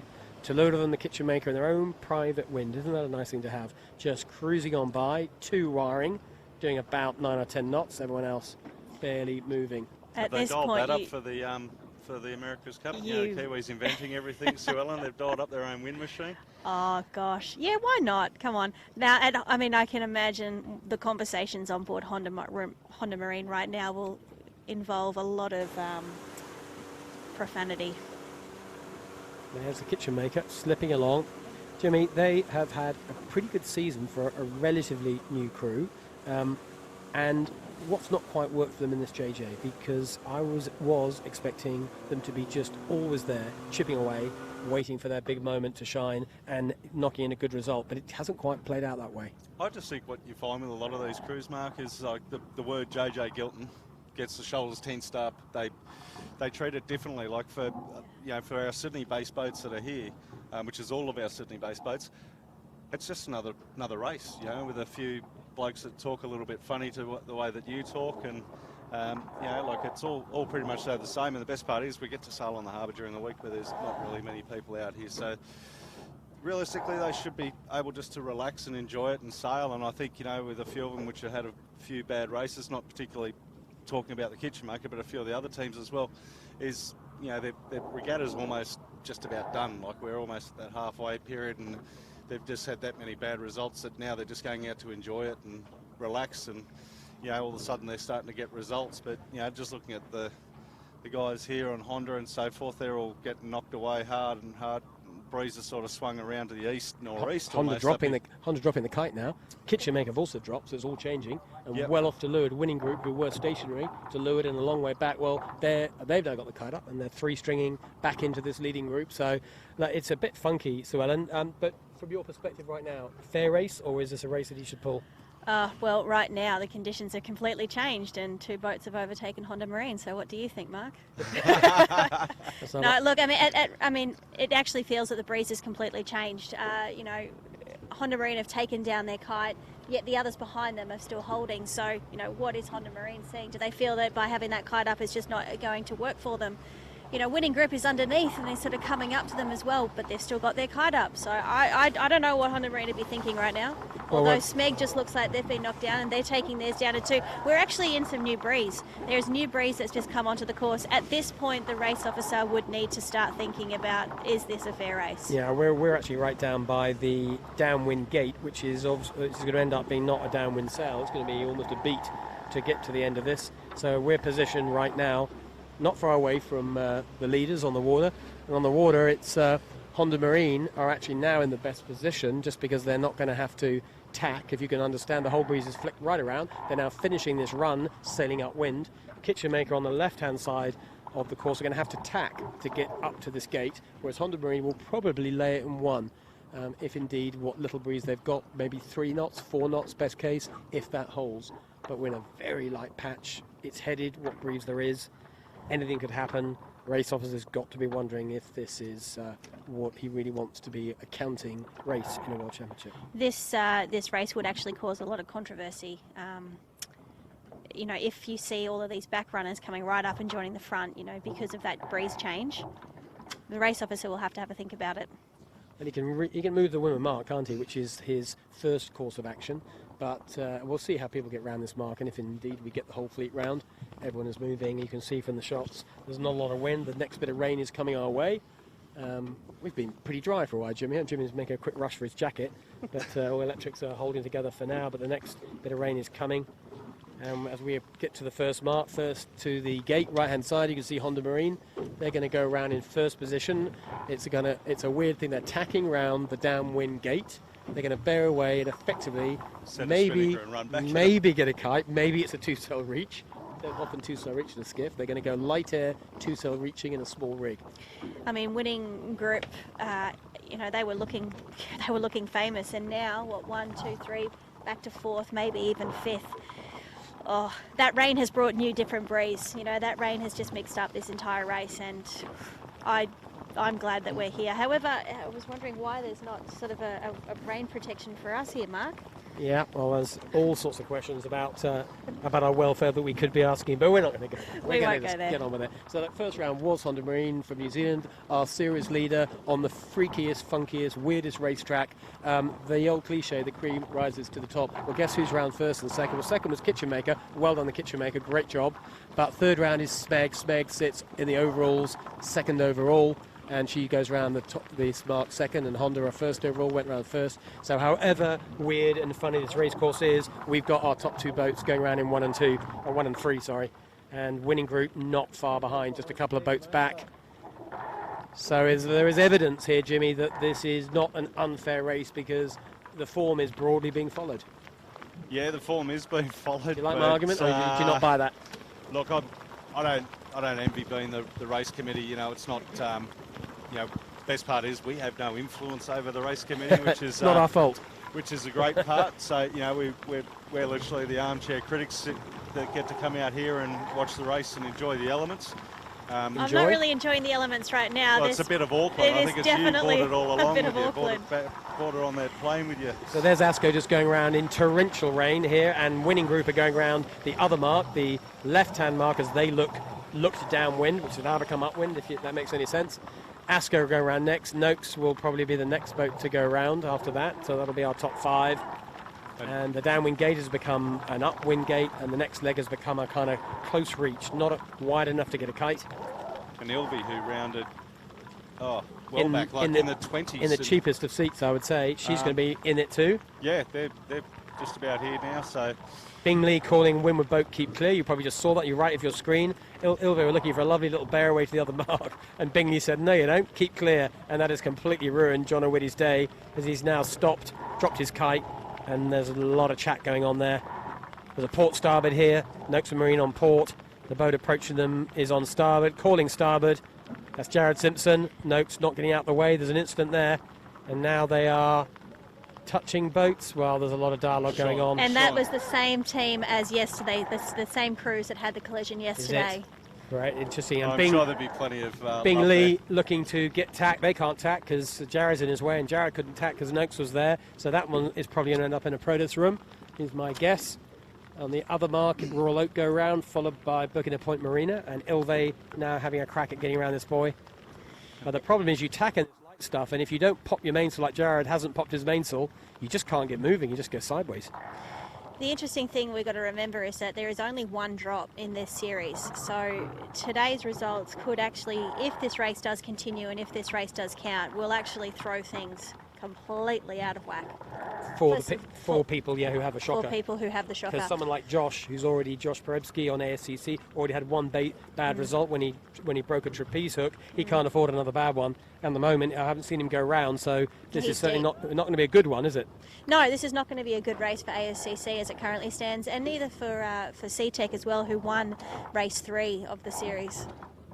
Finport still yet to go around. Bingley finally picking their way through the gaps under Vintech to go around. Bingley looked like they were about to round that mark about 2 or 3 minutes ago, and it's taken them this long, hasn't it, to get any kind of runway to complete attack and get moving. It's tricky. Here comes Yandu as the next approacher, of course, approaching on starboard. Jared Simpson has had a bit of a shocker here. He had a port starboard with Noakes, then he had a problem with Bingley. Now he can't get up to it on port, and he's got a port starboard with Yandu. This is not his best day, is it, Jimmy?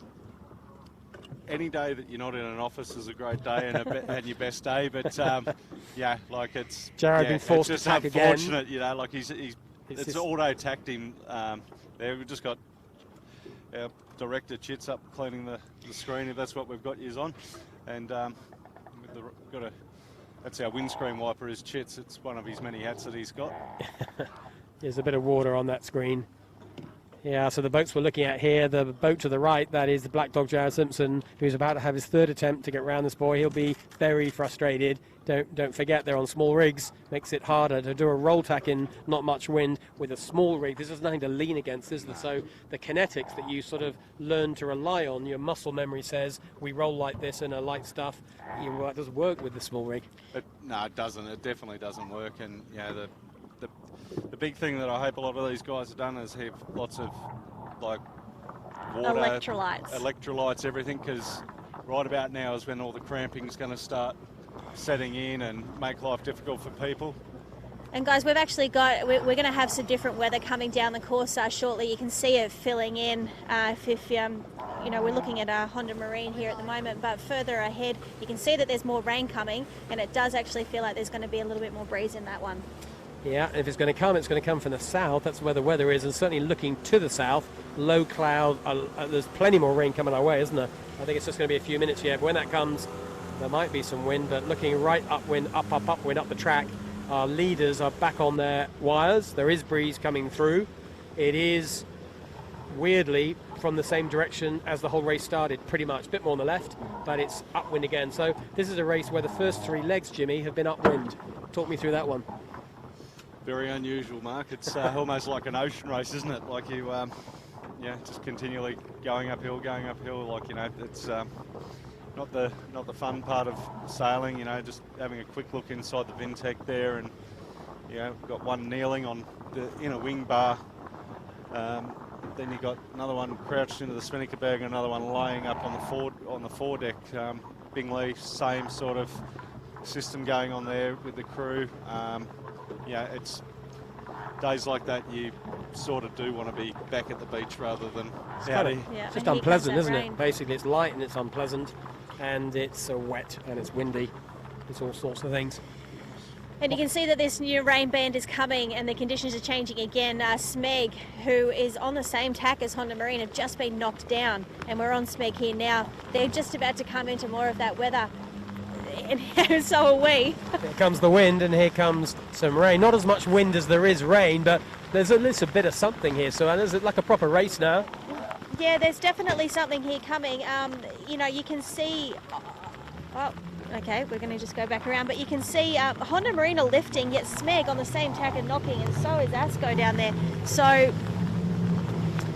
it's still a boat race. The race officer hasn't called it, that means that in his opinion, he feels that this is still a fair race. Yeah, well, there we go. That's a discussion point we can all have, but it's on, so the race is on. As far as the races are concerned, they've got to do their job until it's called off. This is a point scorer. He scored just as many points for this race as any other one, and as we said before, our series leader is leading this race, so he'll be someone probably pretty keen to make sure it is a counter. Some of the guys at the back of the fleet, well, we're just going to have a little go down the back of the fleet. We're just going to salvage one of our drones. We decided to go for a bit of a swim, bad tricky conditions. Oh, it's not actually our drone. Sorry, he's not swimming. He's just up in the air, and we have a few control issues with the drone. It's all exciting stuff with the camera cat. We're going to position ourselves directly under our drone and try to bring it home, bring it down. It's lost a bit of its manoeuvrability in the rain. Turns out that electrics don't like water. So who'd have ever thought of about that? Yeah, look, we use the drone in Auckland as well, and the amount of times that we've had a few issues with the rain squalls that have come through, but it's great to see that it has been recovered. The drone is now safely back on shore, so on the boat. So we can get back into it. That was a first for me. Nice skills from our boat driver and from our director and from our drone pilot and our safety catcher as well. I mean, what is it if you're not pushing your drone hard enough? You don't lose it. You're not working hard enough. Something like that. Yeah, Something well, like that. If you don't sink a drone, you're not pushing it to its limits. Not doing well to get up in the air at all, but so it's been up, it's been down, and in the meantime the race carries on. Right at the top of the fleet there is wind. We'll get up to the top of the track. Down at this end, SeaTech, Merce not having a great day, ASCC, 3 Kiwis in trouble down here, that's for sure. And as we walk back up through the fleet, Armouring Pittwater, it's a bit of a forgettable day for them as well near the back. Lancers Online and Yandu not particularly happy with where they are, but further forwards things are a little brighter. Honda Marine still leading on the water. We'll get up to them in a second. Asco and Smeg and Winning Group all looking like they're still in this. And of course, in these weird conditions, boats in front of us right now, I can see actually 2 and 3 wiring. John Winning, we're going to pass soon, you'll see on 3 wires. Well, there's a lot of golf left in this hole, because as fast as the wind drops, it can come back again. And if you're 3 wiring, well, it's a proper race. You're absolutely right, Mark. The boats that are leading the event are the boats that are still at the front of this race course. So consistency is going to pay off, especially in this regatta. Yep, and it's 2-lap race, isn't it? We've finished 1 full lap. We're halfway up the second one, so if the race continues, I'm pretty sure it will do. If he's let it run this far, he'll let it run all the way to the end. We're going to go back up to the windward mark, which is dead upwind of where the camera cat is facing right now, and then it's just a run to the finish, race over, and at that point, he'll probably wait to see if this wind stabilises. Jimmy's just chasing the boat up to the top mark so we can get a good accurate steer on how our leaders are doing, but it's still looking like our leader on the racetrack. Right in front of us there is Honda Marine, and to the right of them Asco, to the left of them Smeg, and then it's Kitchen Maker still holding it together extremely well. Royal Hotel, Bingley and the Winning Group, that's pretty much your top 6 or top 7. Just get Pat to bring his camera around to the left here, and we'll pick up distance between the Smeg and Honda way off there in the distance. Honda actually legged it quite Yeah, Honda Marine have extended their lead up this second work to the top mark. They've extended it by quite a bit. They've managed to play those shifts with the changes of the conditions that are coming through, and it's played out nicely for them. And Smeg is looking fantastic. They are all three out on the wire there. We do get some onboard footage of them, but coming up to Honda Marine, who are the race leaders, and taking a little bit to catch up to them, Jimmy. Honda Marine, powered by Honda. Yeah, they're fast, aren't they? I mean, I think Honda have mostly extended because they're first into the building breeze. It's the usual deal. The leader sells into the stuff, the fresher stuff, but Honda are three-wiring. You'll see them on screen now. They're right in front of us.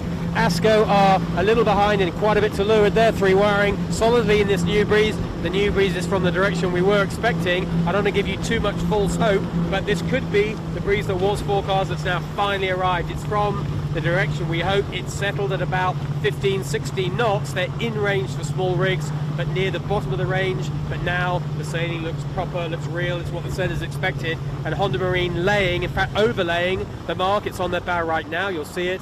And they're going to get to this without any more tacks, maybe a reach at the end, and then they're going to do a 180-degree turn and a starboard spinnaker down to the finish. And if they can hold it together as they are now, guess what? Honda Marine back to the winning ways, back to another first place. And look, Honda Marine have actually done that entire leg on one tack.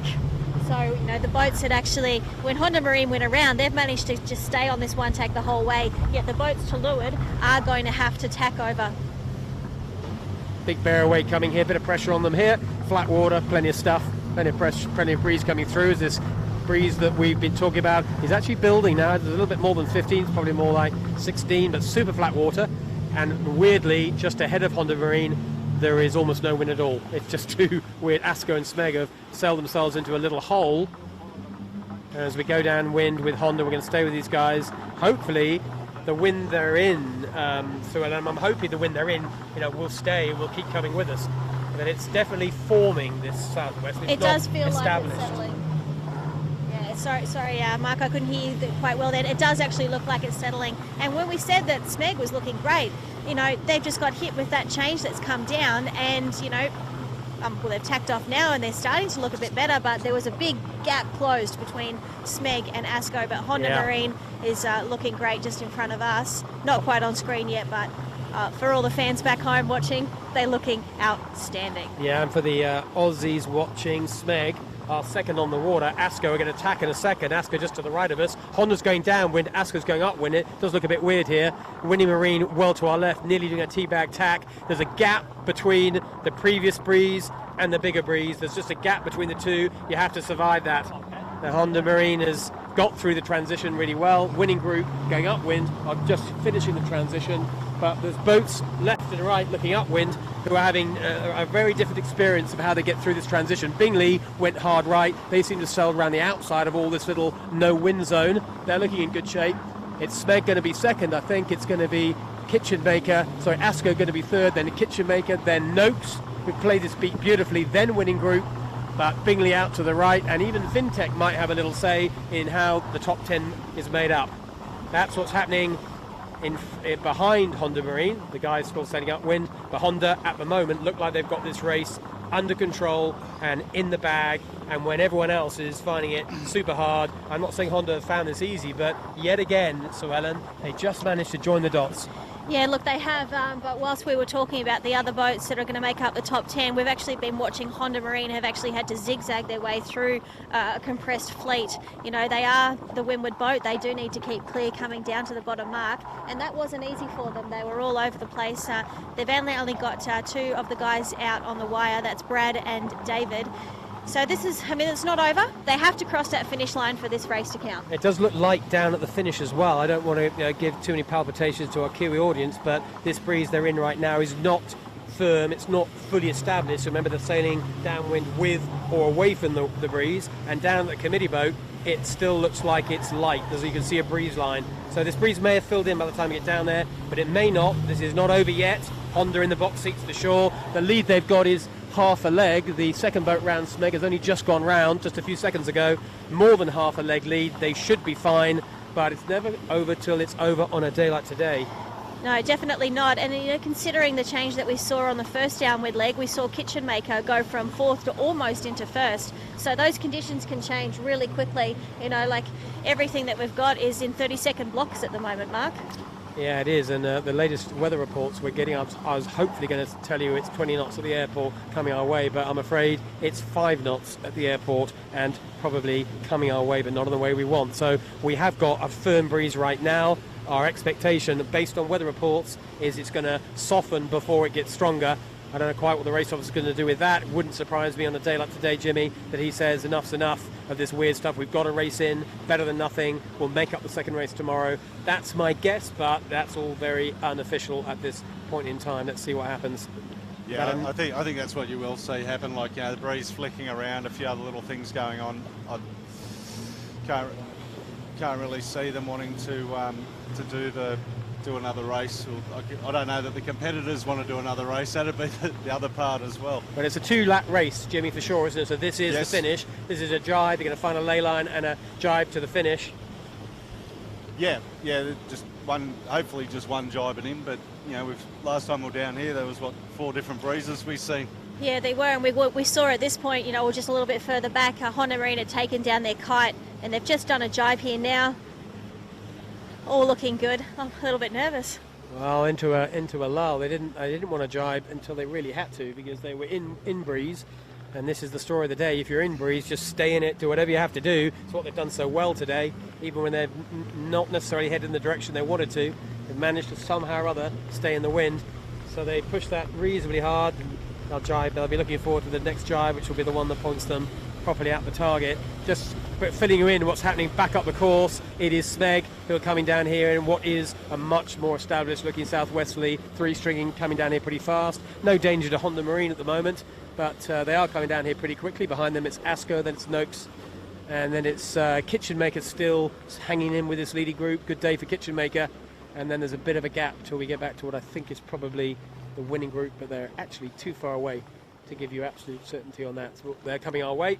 That'll soon be clear. Honda Marine, our leader of today's race, and the one that's made the most sense out of a very confusing picture, and of course our series leader and our current champion, showing that they've got those champion type skills when on a day where it's easy to blow your regatta, to get it wrong, to make a mistake, to get full foul of someone, they've just kept it clean, kept it calm. Sue Ellen, I got a feeling you're feeling pretty proud of your Kiwi team here. Feeling extremely proud. This will, once these guys cross this finish line, and I want them to do it really quickly, that will be 3 wins out of the 5 races. So that is a good, they'll be feeling okay with that. The goal is to finish in the top 5 in every race. I think feeling okay with 3 bullets is the understatement. I think they'll be feeling, pretty happy. Definitely, as ever, a really nice kind of friendly, relaxed vibe on Honda. That's just the way they roll, isn't it? They're always relaxed, they're always calm, they get on really well, the 3 of them. And you kind of get the feeling that it takes a lot to ruffle their feathers. It does, but today would definitely have ruffled a few on board. They wouldn't have been comfortable today. This win, they haven't crossed the finish line yet, and Smeg is still coming down. They've just done a jibe, which will pop them over the line, but Smeg coming down with that breeze as well. Honda Marine still haven't crossed the finish line, but they will in just a moment. Just about. A lot of committee boat bias, that's why they jibe back. If they carried on to the pin, they would have been sailing a lot longer. There you go. There is the siren. Well done, Honda Marine. That is race 5. Allegedly 2 races today. We'll wait and see about that. But race 5, Honda Marine, a clear victory. A really weird day. A lot of people will say, well, that wasn't a fair test, or it was a weird day. Well, we'll have to wait and see what the rest of the fleet thinks about it. But the race officer, as far as he's concerned, a race is a race. He saw no reason to change it, and funnily enough, our series leader won it by quite a lot, which maybe says something. Second is going to be Smeg. Plenty of breeze for Smeg, not quite 3 wiring, but managing to truck down here nicely. Smeg sailed the end of that race, certainly the second half, very nicely indeed. And of course, Smeg's second overall, so our first overall before today is first today. Smeg is second. That again suggests that this wasn't a crapshoot. No, and Michael Coxon did say that the goal was to finish it again, like what Honda Marine said, in the top 5 in each race. I know he'll be extremely happy with this, especially considering that they had, some issues before race 2, which they managed to overcome, and they are just about to cross that finish line in second place now. A great race for Smeg, and Asco coming down as well. So second, Smeg finding it hard across line just because he's there. Oh, there you go. There's the letdown. It's a big committee about bias, but the way the breeze was, he was just sending along the line. Now he manages to cross it. We'll get a siren. There is the siren. Smeg across the line of race 5 in second position. And just in the background there, Mark, behind Asco, it's a big cruise ship coming out. Ooh la la. There's a big, it's a monster cruise ship. Hopefully our skiffs will get finished before it gets here, but it's right off in the distance. Asco's going to be the next one across the line. So Asco is looking like they're going to finish in third place. That's more like it, James Doran, isn't it? The Asco have not had a good day yesterday. They needed to get their show back on the road, and I think they have done. This is a much better result for Asco. Again, not James and his crew's favourite conditions, but still managing to get the result when it matters. And Noakes is actually coming down. They've managed to recover really well after their huge park up that they had at that bottom mark. Yeah, it wasn't long ago, was it? Sean, they were Sean will be going off and doing boat work all night, every night now, if this is the results he gets. Well, he goes round in fourth. So that's fourth for Noakes. Caesar's kitchen maker, Caesarstone, are going to go around in fifth. And it's probably going to be winning group after that. There's still a bit to play for. So winning group, well, it's a counter. It's not, of course, they'd like to have been top 3, but it's a counter. So most of our top boats are pretty much scoring the results they need. In fact, I think all of them, Jimmy. We've got all of the top 3, 4, all getting scores, getting proper counters. So it's going to be hard for anyone to give the narrative that this was an unfair race when you look at the results of the overalls and then look at where each boat finished. It's sort of just the logic says, well, kind of must have been fair. I mean, is that a fair perspective, or am I kind of just wanting to keep this race as a counter? Well, I think, it depends who you are. I mean, if you're the top 5 boats, you're going to be happy. If you're the back boats that got caught up in some of that really light, shifty stuff, you're probably not going to be as happy. I think it's all relative, and, put it into perspective that exactly what you said, the top boats in this regatta are the top boats in this race. James, Jimmy, what do you think will be the story on board winning group? So winning group, finishing 5th, not as good. Kitchenmaker 5th. 6th, you're right. So not anywhere nearly as good as Honda, their arch rival, but not a shocker. Are they going to be going, wow, that was a terrible race. We want to see if there's any way we can get the race thrown. I don't think they're not saying they will do that, but do you think that's a thought process, or do you think they'll go 6th? Well, could have been worse. What do you reckon? I don't know that I really want to weigh into that one, Mark. But, tricky, isn't it? It's tricky position. I'd be interested to see what they think. Yeah, they were first around their first top mark. They jibed off and went hard to the left coming downhill. They they ran into a no-air situation, as we've talked early on in the broadcast there, that sometimes you're going to have pressure here, sometimes you're not, and it's just really unfortunate for them. I just think that of the overalls, they're probably the best overall placed boat today that's finished in the relatively less good position. So if there's anyone who was going to kind of have a kind of thought process that don't think that race was right, it would be them, just because of they were lying 3rd overall, they came 6th, and their arch rivals came 1st and 2nd. So that's just the logic. I'm not saying that they're an argumentative bunch on winning group at all. I know they want to win this regatta on the water, no question about that. But if I was them, I'd have a thought process. Absolutely, but you can't take anything away from those Honda guys. Like, they are one polished outfit. Doesn't matter what the breeze situation is, and they're just next level. I don't know that Sue Ellen's telling us the truth that they don't sail every day. That's NZMY, but that's subterfuge. I think we'll come on to that in a second. Look, just to bring up to date with the rest of the results, we talked about winning group crossing in 6th, and then just behind them, we're on Finport right now. They're going to be in about 10th position, but Royal Oak finished after the winning group, I'm pretty sure, and then there was Vintech as well, just very close behind, and Bingley maybe split the difference in between those two boats. So Bingley have finished, Vintech have finished, Royal Oak have finished, Finport will be the next one to cross the line, and then after them it's going to be Ilve and Yandu, ASCC having by their standards a bit of a shocker, and then Birkenhead Point Marina. So on the same logic I use with winning group, maybe ASCC, what do you reckon, Sue Ellen? We'll be saying, hang on, we were one of the best overalls, and we've just done a race that's been inside out, that's not fair, look at our result. Is that the kind of thought process they might be having? I'd like to say that probably wouldn't be the thought process. I mean, ASCC didn't have their best start. They didn't actually put themselves into a good position. So they did start on the back foot in this race. So for them to probably then turn around and, try and blame an unfair race, that's just not the Kiwi way. Good to hear. How long have you been over in New Zealand? 7.5 years. Kiwi, there you go. 7.5 years of great Kiwi Takes 7 action. years to lose your citizenship, does it? Well, I'm going to take her Aussie passport off her and you'll never get the thing back. Well, we're lucky for us that, I mean, it's been a funky old day, that's for sure, but we have avoided harbour traffic, and it's lucky the race finished when it did, because James Bury, you wouldn't fancy crossing tacks with this big white ship coming down here, would you? No, definitely not. Like, you know, you've got the pilot boat, which is just over behind our start boat at the moment. You're not allowed to cross between that pilot boat and that ship. That's it comes with a very hefty fine, as well as probably a DSQ from the race committee. The other thing too, like, if you know, the pilots have been really nice in this situation. They're trying to keep that ship in that Western Channel as tight as they can, but yeah, you don't really want that thing coming through the course and ruining your day. And those 3 sirens just were for Yandu, Ilve and ASCC. Just see those just behind us. And Panasonic Lumix from USA, Katie Love, she'll be next. And then after Katie, it will be the lads on the Rag and Famish. Have you seen the Dalzotto, Mark? Because I happened to be standing in the right spot at the wrong time. There's a bit of a rum bet goes on between Dalzotto, between Jack on Dalzotto and Katie on Panasonic Lumix, and Katie seems to be well up on the rum bet at the moment. Yeah, Jack looks like a guy who knows how to enjoy a drink. And that's not a good race for CTEC. I know that Alex, Matt and Sam will be very, very disappointed with that result after winning the 3rd race of the series. So that's the next siren that Sir Adam was talking about. That will be, the next one you hear will be CTEC.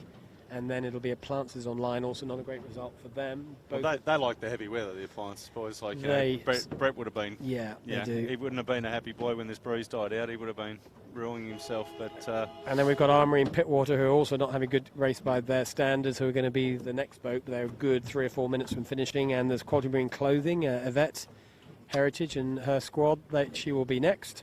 And then I can see Marine Pool from Germany. And then it looks like Jared Simpson, the Black Dog, and then Maersk. I think you got possibly the Brisbane 18. And the Brisbane 18 who's got caught up a bit in Rose Bay. There will be the back markers. Probably Brisbane 18 is the current back marker. Maersk just ahead of them. Jared Simpson, who took an awfully long time to get round that leeward mark. He looks like he got a bit disadvantaged by a couple of boats. Could easily end up with some kind of a protest there. But each time he tried to get round the mark, somebody came at him on starboard and he had to tack back, or etc., etc. He won't have enjoyed that rounding at all. So still 3 or 4 boats to finish on this very strange day on Sydney Harbour. We had the clearest of forecasts. Everybody's expectation was 20 knots plus, which is why they're all on small rigs. No one thought about putting a big rig in.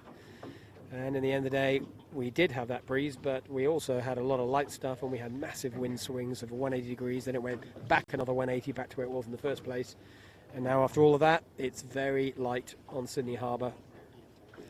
All of the forecasts, though, that we saw that there was going to be big breeze this afternoon. They promised us, Sue Ann, didn't they? They did promise, and I feel quite let down actually, Mark. We're looking forward to more high octane action like we got yesterday. Yeah, yesterday was spectacular on Sydney Harbour. If you didn't see that, then you can you can always see the full recorded version of the race on YouTube. Go to YouTube, or of course you can go to your Facebook channel. To 80-foot skiffs, you'll find it there as well. You can watch the whole thing, and you'll see one of the best skiff races or 2 skiff races yesterday in 20 knots plus. All the boats pushed to the edge, super close, super fast, and some extreme skill on show. And a great day for SMEG, and not a bad day for Honda Marine, and a good day for Winning Appliances as well. But today, a very different story, and called the latest news we've got on the weather from the airport, 4 to 5 knots. In other words, what we've got now is what's continuing to come our way. That says that the race officers are either going to be bold and say we'll do 1 more race in this light stuff, albeit on small rigs, or probably more likely on all probability he will decide that enough is enough and will save the extra race for tomorrow. I think the sailors wouldn't be disappointed if they did make a call to go home and just call it a 1 race day today. I think that's right. I mean, I think the boats, wherever you finish today, you finish somewhere in the back, you'll not enjoy this 1 dot, you'll want to go home. If you finish at the front, you'll feel that you maybe dodged a bullet or 2, and you'll also be happy to go home. I agree with you entirely, Sue Ellen. No, I don't think anyone sat here going, I really hope we race again. No, just looking behind us now, we've got ASCC who are just sort of drifting behind the camera cat, and the expression on board their faces is one of complete disappointment. And you've got to really feel for Josh, Dave and Jack.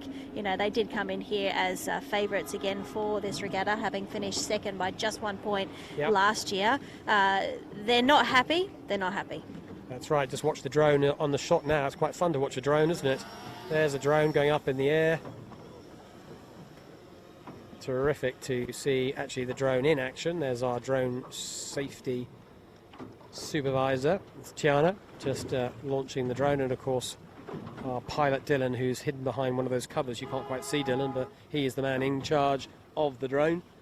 And the drone's going to go up and just give us, there we go, getting the aerial view that makes it all a little bit more straightforward. We've actually still got 4 boats to finish as well, Mark. Sorry to interrupt you there. We've got 4 boats to finish. We've got the German team, Maersk Line, the Brisbane team, and is it that Del Zotto, who are quite far back? Yes, Del Zotto, daily sponsor. Del Zotto, not where the Del Zotto team would want to be. That I don't know quite what happened to them. They got obviously dropped by the fleet.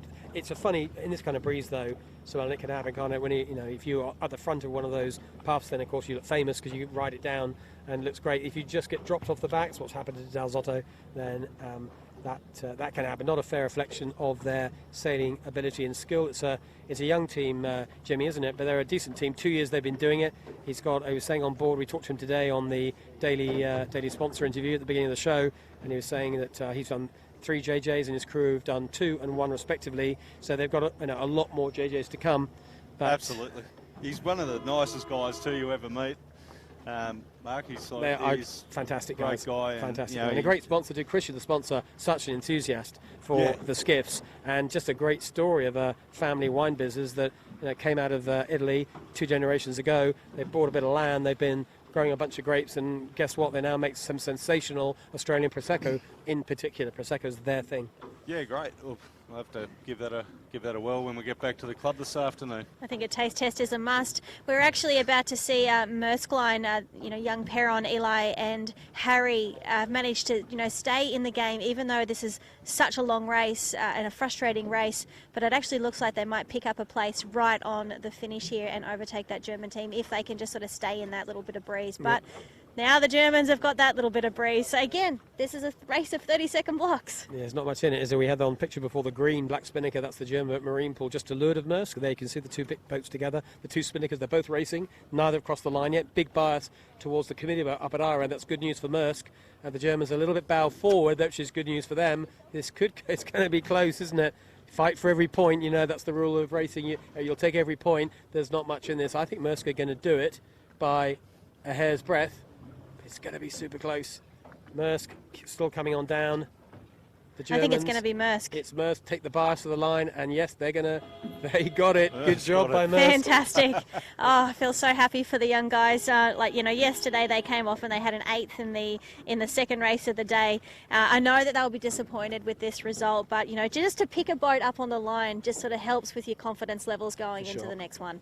So that was, we're not quite sure exact, about 22nd, 23rd, kind of give or take. There's the marine pool and Maersk Line just pipping their German competitors on the line. Just the 1 boat from Germany this year. 5 countries in total represented here. 1 from Germany, 1 from the UK, 1 from the US, a handful from New Zealand, and of course the majority from Australia.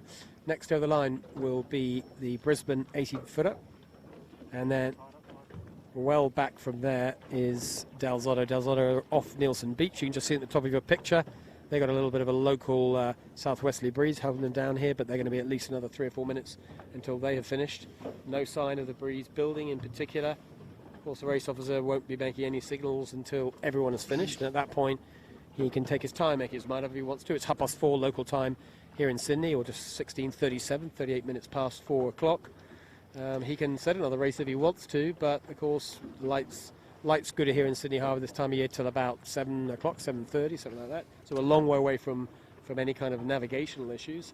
If he's confident the breeze will build, he would do it, but if he's not confident, he will probably pull the pin. But it's a race officer call in the situation. Jimmy, if you were a race officer, what would you do? Call in sick is what I'd do, Mark. I'd be Yeah, no, look, I don't envy them. I'm just looking up the course now, and There's the breeze nothing is up just there, is dying there? out and dying out. And, yeah, I know Doug will be rowing. Obviously, we've got the people out on the island over there. He's getting a little bit of input off a couple of people. And, I know Doug, I've been listening to him a little bit on the handheld radio, getting a little bit of advice off some people. And obviously they're looking at the forecast as well, Mark, so they'll be seeing the breezes sort of dropping and swinging around, and I think it's great that we've at least got one race away. I don't like our chances to see the second race get away, and I think if we do, I think we're going to have a lot of people Upset. Upset, and we'll have to be very mindful of a few people back in the bar. And there you go, postponement flag goes up right on cue. Well, it's only a postponement. And still the news from the weather advisors is no more optimistic, still 4 knots from down south of where we are. It'll actually be interesting to see how many of the teams approach the start boat to give their feedback on what should happen for the rest of the day. Okay, I just got some info. Apparently what we're going to do is we're waiting around for 10 minutes, see what it does, and if it doesn't improve, we're going to can it. So it's probably a wise choice. Yeah, best part of an hour's long sail for these boys to get back into the it could be in club this, anyway. in his light stop. So Dalzotto on screen right now, 1 boat to finish. It is our daily sponsor, and Dalzotto approaching us. Actually, they've probably got the best breeze they've had of the last 20 minutes or so. They've actually managed to get 1 person properly on the wire, and 2 people in, but trucking along. The end of the race will be all right. The best part with these guys, Mark, is they'll still, even though they're probably disappointed with coming up the rear here, like bringing it home in last, they'll still have a smile on their face. They're, 3 of the happiest guys I've ever seen sail a boat in my life. Well, as you keep reminding us, it's better than being in the office. Absolutely.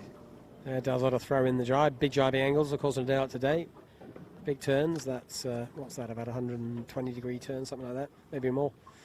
Big turn, and they've going to be another jibe. That the angle they're on right now. They might just get inside the outer distance for the finish, but I suspect they'll jibe 1 more time back towards the committee boat, and that will be our final boat to finish. Dalzotto. Zotto's the surname of the family. Otto is the surname of the family, and Dals is the first name of Christian's father, who set the whole thing up. Nice. So family name, but Dalzotto is what they decided to call the brand. So if you fancy a drink of something and you see that name Dalzotto in the shops and the shelves, apparently it's good stuff. Give it a go. Support a sponsor. But Skiff Sailing, always good to be good to our commercial sponsors.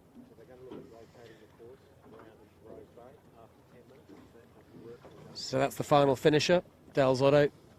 They're done. 25 boats have completed this weird course today. It's not over necessarily today, so don't turn off your sets right now if you're watching us live.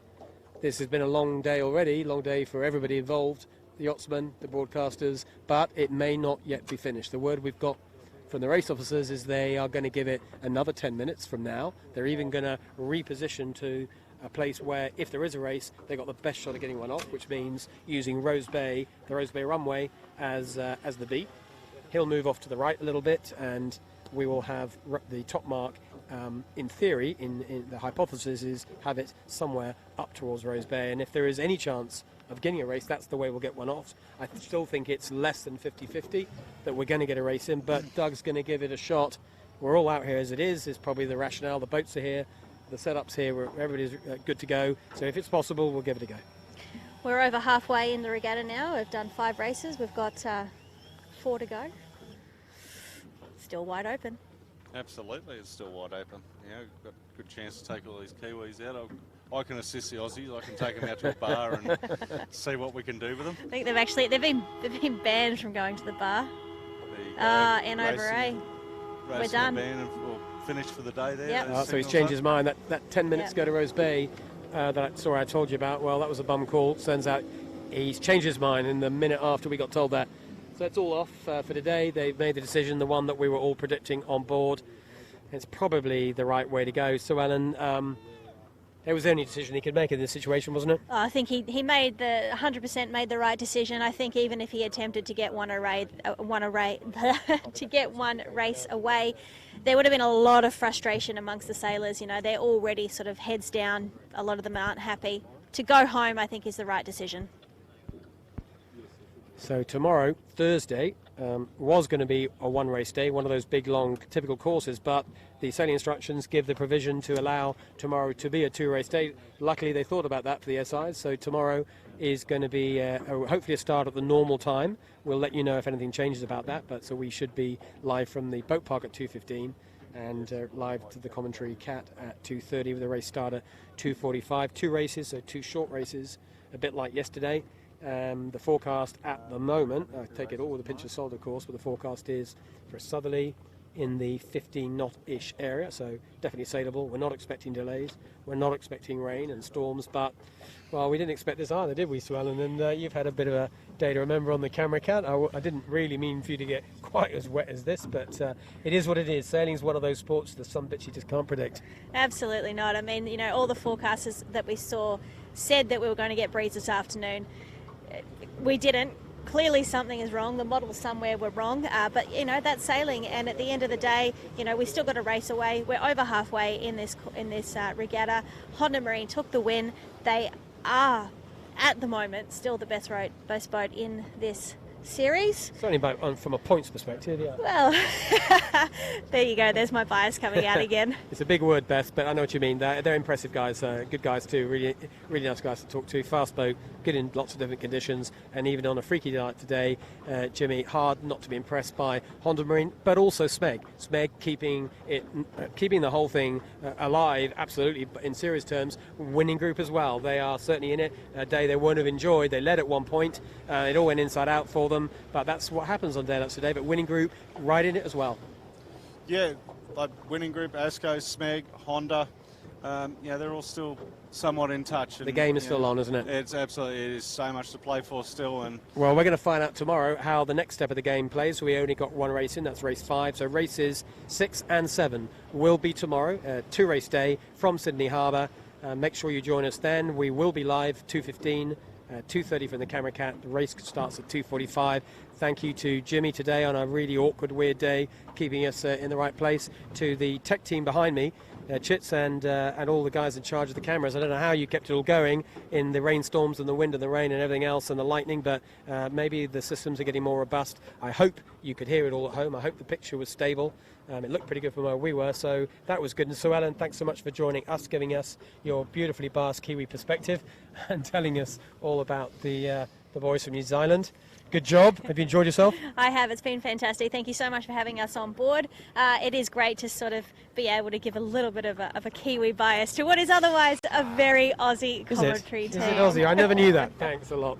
So anyway, goodbye for the camera cat. Thanks for being with us today. Tomorrow it's back to hopefully action as usual. A little frustrating today, but I'm sure it'll be service as usual tomorrow. Good day and goodbye from all on the camera cat. See you guys tomorrow.